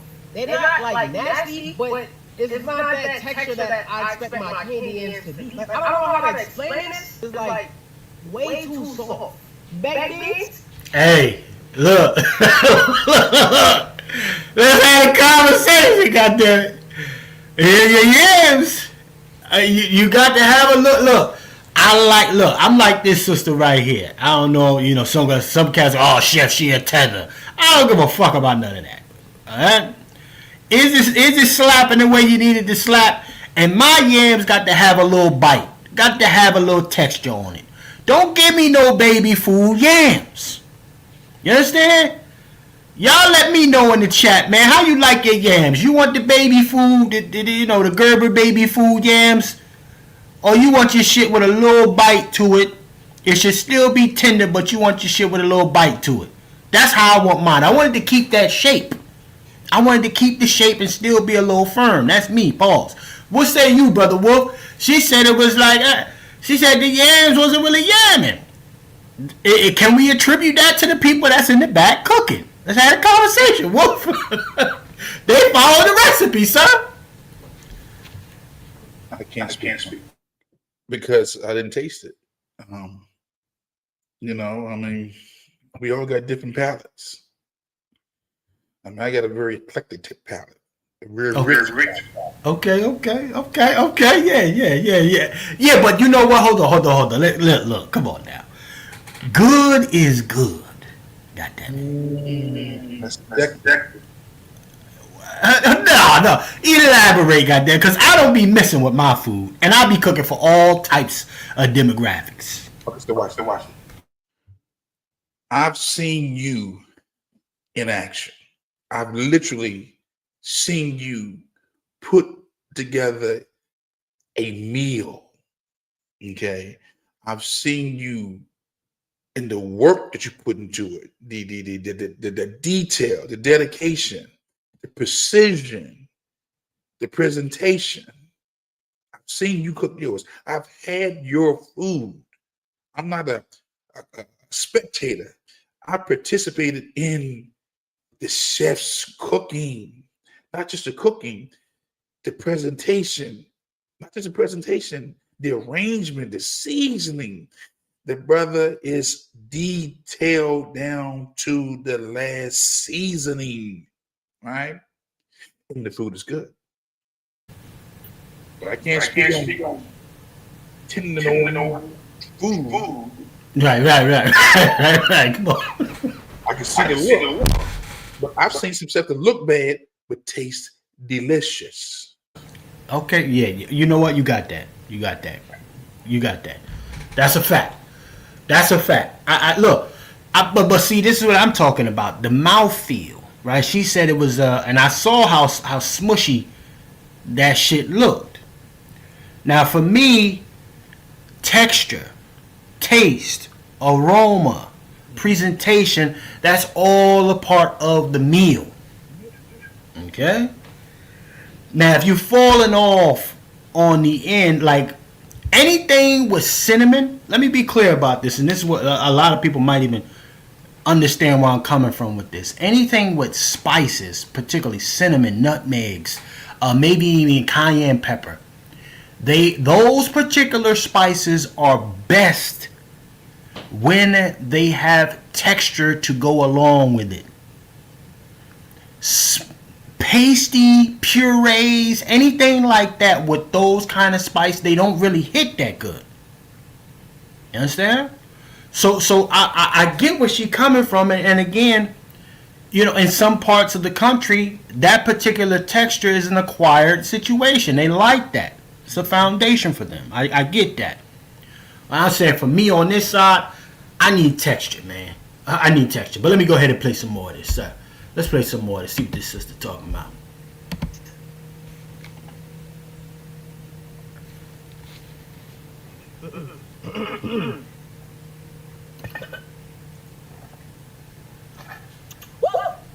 I'm good, bro. I like my baked beans sweet. These baked beans are smoky. They're not nasty, but they're not sweet. I like sweet baked beans. Now, can we attribute that to the cooks in the back not having a true understanding? The head chef is Brazilian, right?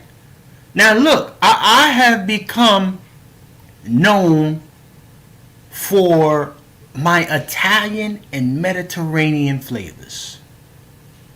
Being a black American chef, though, right? I'm not known for soul food in any way. Not my chicken, not my mac and cheese, not my collard greens. But I'm known for that. So I'm like, you know, could it be an attribute to them not having the full vibration or foundation of what smoked barbecue needs to be for that kind of clientele? And I think also when you do stuff like this, Brother Wolf, like help me out. Y'all help me out in the chat. When you're doing a type of cuisine, there are certain checkpoints that have to be, that got to be checked off. There's certain check marks. You got to keep that a buck. So even for me, with her saying that the beans were smoky, okay, I'm cool with the smoke on the beans. But if it's not, it's got to have some sweetness to it. She didn't get sweet. You dropping the ball, it's not authentic. It's not authentic smoked barbecue beans. What say you, Brother Wolf? I got to taste. Because look at all the critic. Right. I got to taste. And watch this. I will say that when you come from other countries, you do bring your culture into the kitchen. Absolutely. Absolutely. And maybe you could one up the dish. Because you even heard her speak about in that broadcast. that they bring culture. So he's experimenting. Because again, he didn't have no resume. Now he do. Right. Don't. Right. So yeah, I mean, I got to taste it. I mean, my baked beans, you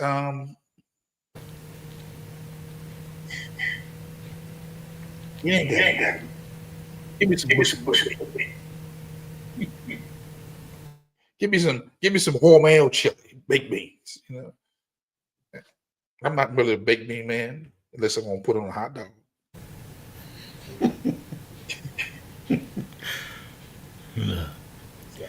Shiesty, my mic been acting up, Shiesty, but salute.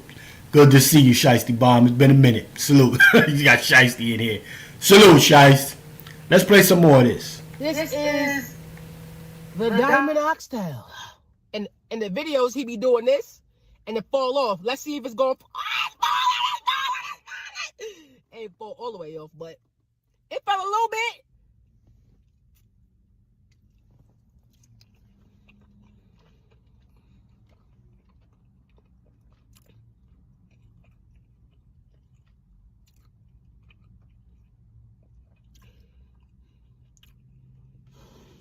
The oxtail, it is tender. It's really tender. But it is mad salty. Like,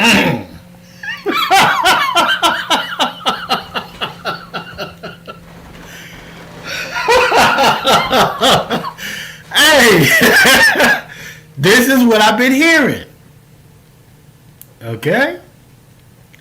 Extra salty, always tender, yeah, but super salty. You know? And what I'm learning here, I say to myself, you know what? Destination is exactly what Nick said. It ain't nothing without Walt. Walt is getting them there, and Walt is keeping them there so far. Okay? As far as I'm concerned. Because they love Walt. You're on mute, Brother Wolf. Go ahead. So watch this. Now, I would hate to think this, that the owner would sabotage the oxtail to promote the brisket. It's a possibility.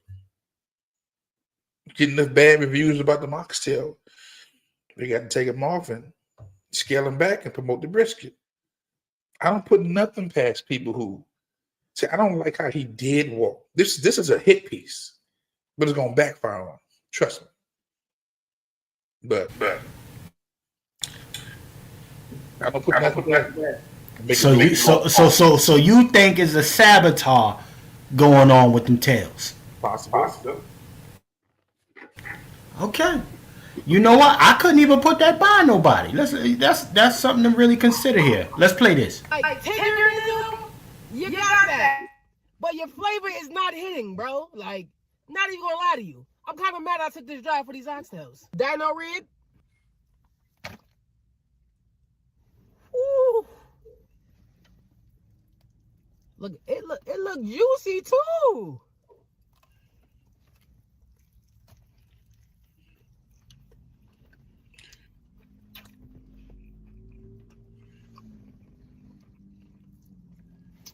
Again, the meat is tender, but there's no flavor. Let me add some barbecue sauce.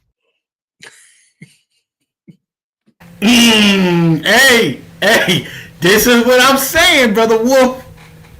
Huh? It's kind of hard for me to a person without a female world. Ah, come on. Come on, man. I keep getting LLP vibes back in the 80s. She's from New York. I know she is. She wearing that Kango. Oh, she needs to be. Look, man, look. I'm telling you, man, this is what folks is saying. It's just salted down. It's salted down and it's falling off the bone. We saw the salt they was putting on in the video. They put hella salt on that damn thing. I ain't see no other spices. I saw nothing but salt going on them briskets and that beef in the video. So she ain't lying as far as I'm concerned. Let's play some more.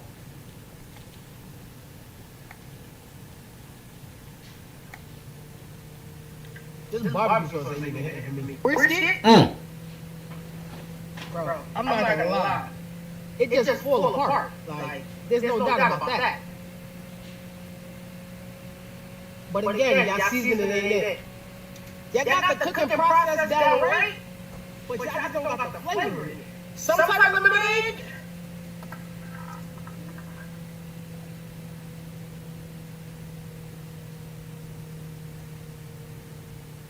No sugar?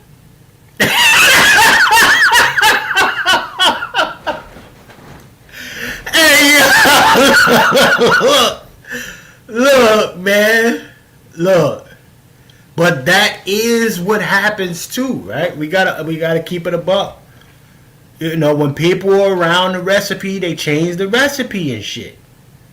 You know, to reach a broader base. So watch this. Sometimes the competition will send a hitman or hit woman there to give a review on the food and possibly promote another restaurant. So I'm listening right now for, you know, if there's another restaurant she's gonna promote. This could be a hit too. You know. Okay, yeah, they do that. They definitely do that. That's an old trick in the book right there for sure. We've done that. We've done that several times, quite frankly. That's industry standard, actually. Diabetes not approved. All you gotta do is put some sugar in this. Damn! I definitely got the cooking process down pat. Y'all just need somebody to teach you how to season up your food. Destination Smokehouse, 3 out of 10. 3 out of 10. Brother Wolf, come on, man. Look, I don't know what to tell you, sir. Watch this. I'm all for advertisements, good and bad, because you're gonna make me go and test it for myself. So they win it either way, with the bad review and a good review. Somebody gonna see it, gonna hear about it, and they're going to taste it. So they're getting it both ways. They're getting the press, they're getting the reviews, and they will get the visitation. So, hey, all press is good. Well, I definitely wanted to just play this particular piece here. Wanted to play this piece here so everybody can catch it for themselves, see what all of the hoopla was about, man. But there you have it right there, ladies and gentlemen. Okay, there you have it. Destination Smokehouse. Walt, you know, essentially the founder, a co-founder, if you will, because that's the best you can give him. Co-founder. But I mean, what say y'all, man? I mean, there's people who believe that, you know, they're actually upset. There's a great deal of black folks that's upset. I want to play that clip and then we're going to get up out of here. There's a great deal of black folks that's upset, though. And there's a few people who have some choice words for them. Basically letting folks know that you're hating on the black man. You're not supporting the black man. You know, you're really hating on him. So now y'all found out that the... And I pull up this one wide body right here. There's always got to be some type of chick. There's always a wag your finger type of chick around. So I'm gonna let her get hers off real quick. Here's your wag your finger type right here. So let's go ahead and bring that up for everybody.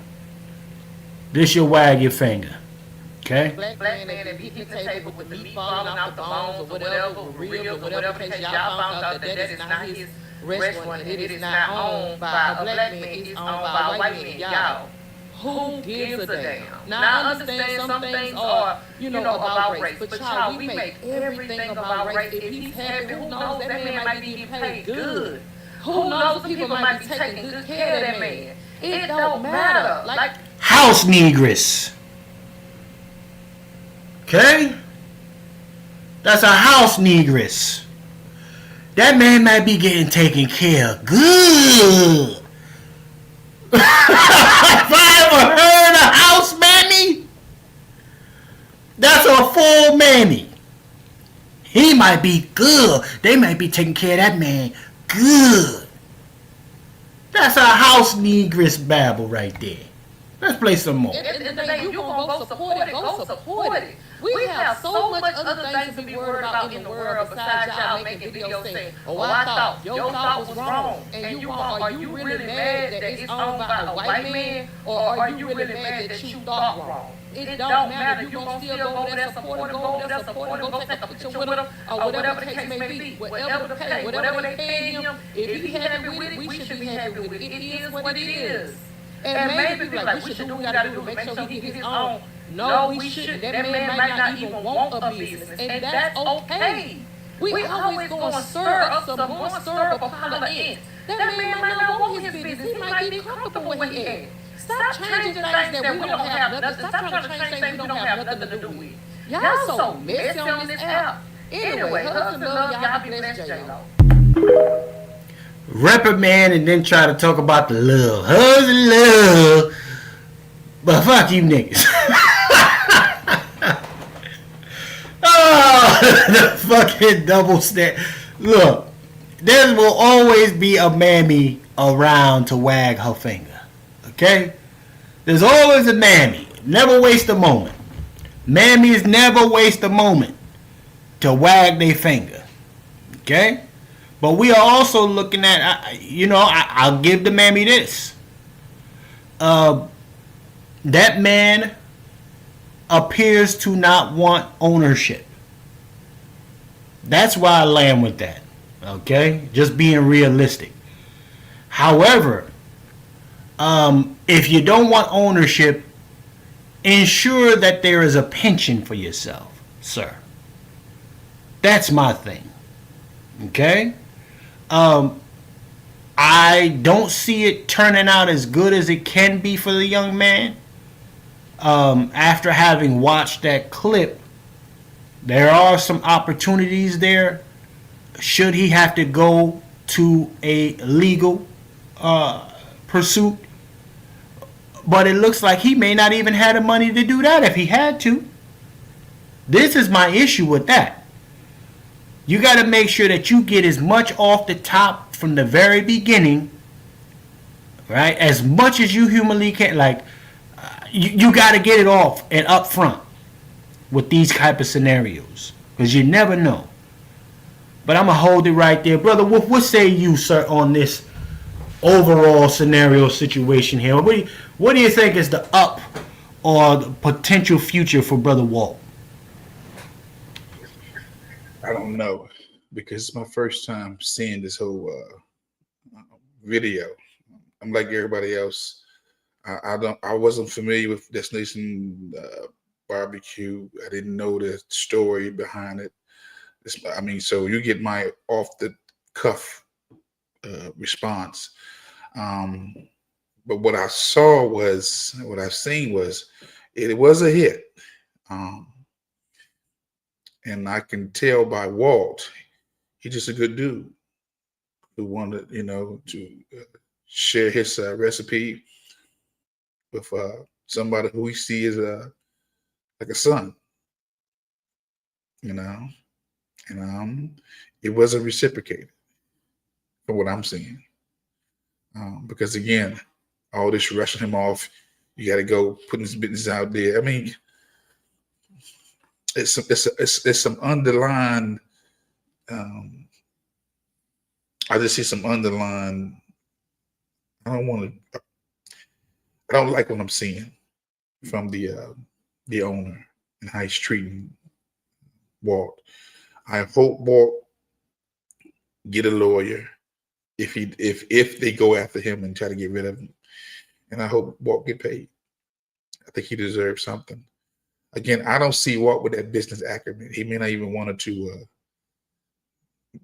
have no type of responsibility, but he definitely needs something. Just when you know that you didn't build it, but you were the brains behind it, at least he should do right by Walt. Period. You know, stop putting his business out there as far as, you know what, he got to go. When I called him, he's not dead. Man, he done built your business. So you ain't reaching for 24 hours? So what? 48 hours? So what? What you need for 24, 48 hours? He helped you build the business. He gave you everything you need to pivot from coffee to barbecue. You need to shut your mouth. That's a fact. So that's a whole fact. That's a whole fact. His girl. That's why I said y'all go check it out for yourselves after this. Those who catch the replay as well. Go check him out and check out the owner Nick's wife. That's also another thing. A lot of that bedroom talk could mess up a lot of shit, especially when a material element comes into place. That wife is driving a lot of different shit on the back end too. Walt doesn't understand that he's being surrounded. Why isn't there? You telling me Walt is the only black motherfucker out there in that California area? Good. You couldn't find no more brothers, but you got you found every Mexican. Because the wife. Oh, the wife is. I think she's like. Well, she's the same color as the owner. Because the owner. I don't know. He's beige, white guy. Nick. What's Armenian. And what's hers? I don't know, but she looked exactly like him. Okay. See, this is look. At some point, she will present that Nick guy with this thing. It's either Walt or it's me. Watch. And when that happens, hopefully Walt is protected because it's inevitable. Okay? The only remnants of Walter being left on that menu now is that black diamond. That's almost out the way. Because they pushing the brisket. And they pushing that beef rib. That's almost up out of there. Now he's showing you the macaroni and cheese. When Walt first did this, for those who don't know, when Walt first put that mac and cheese out there, it was elbow macaroni. Right? It wasn't that spicy shit. Okay? So that was one of the first things they got up out of there. Just cause they didn't want to say it was all Walt's. Okay? So they slowly are starting to change the name of the oxtail. Either they slowly starting to take away from calling it Black Diamond. They just want to call it oxtail now. Walter was promoting it to Black Diamond. Black Diamond. There's another guy out here who calls his oxtails Candy Red. Les Barbecue out there in Tech. I forgot where he at. Les Barbecue. He calls his Candy Reds. And it was him and Walt going back and forth. That's why I want y'all to peep the history and see how it started and to where it is now. A lot of the footprint outside of what Walt is doing as far as making things go viral and getting people to the location. But his initial footprint in the kitchen, they're erasing. They're erasing. It sound like America to me, don't it? It sound like America to y'all. All the black towns that was here, all the beautiful architecture that our people built. Yeah, you don't see none of it no more, do you? Every Martin Luther King is damn near a hood neighborhood. Every Martin Luther King Boulevard. Am I right or am I fucking wrong? They erasing Walt. And there's nothing he can do about it. But y'all let me know what you think in the comments, family, in the chat. You know, and those who are catching the replay, definitely leave a comment. If you also want to contribute to the program, $ FTS49. It's never too late for those who are still here to become a co-sponsor, which is $25 with putting on with us, keeping us live here today for this conversation and this presentation. I appreciate you, Sister Star, always coming through, rocking with us, right? Brother Wolf, any last words from you? We're going to get ready to get up out of here, sir. Actually, hold on. Ladies and gentlemen, let me be very clear about something, okay? Let me be very clear. Stack you hard, fool.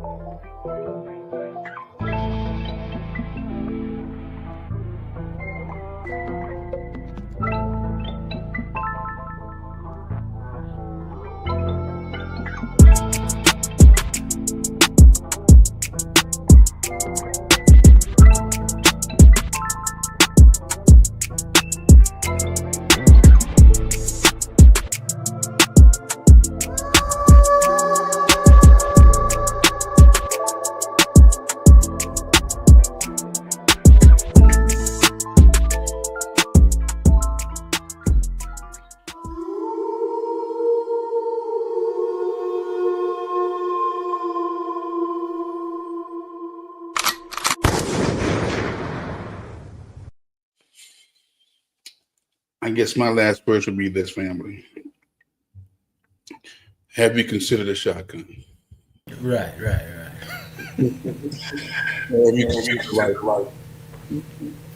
considered a revolver? Have you considered a semi-automatic handgun? Have you considered practicing your Second Amendment? Have you considered defending yourself? We are inside some interesting times, and I would encourage you all to become responsible gun owners and gun users. But I will say this, moving forward, I will be pivoting. I'm always do the guns because I certify nationwide. I'm always be talking about the guns and the firearms. But your man will be pivoting going into next year and dealing with some issues on spiritual matters from the heart and what we need to do. So again, I enjoyed you. Keep on tuning into these Patriot sessions. But I will be pivoting. I'm not going to stop doing the gun piece, but you're going to see another side of me that you need to see, because we're in some very interesting times. And what I've been seeing on certain social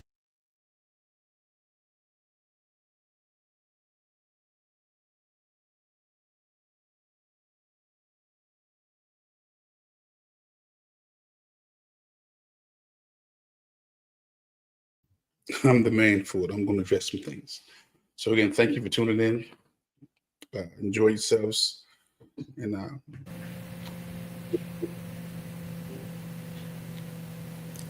yes, indeed, Brother Wolf. I think your volume, look forward to it. Okay, yeah, I think your volume went out. But yeah, we got that last part of it, man. So definitely salute to our brother Juan J. Johnson. Make sure y'all go over there and check him out. His other channel. So he's still doing the piece here. YouTube, right? But also go check his firearms piece out. LWFtraining.com. Go check out brother Juan J. Johnson out, ladies and gentlemen, for all your firearms needs. Okay, so there you have it, ladies and gentlemen. Another one bites the dust. Okay, I gotta tell you, man,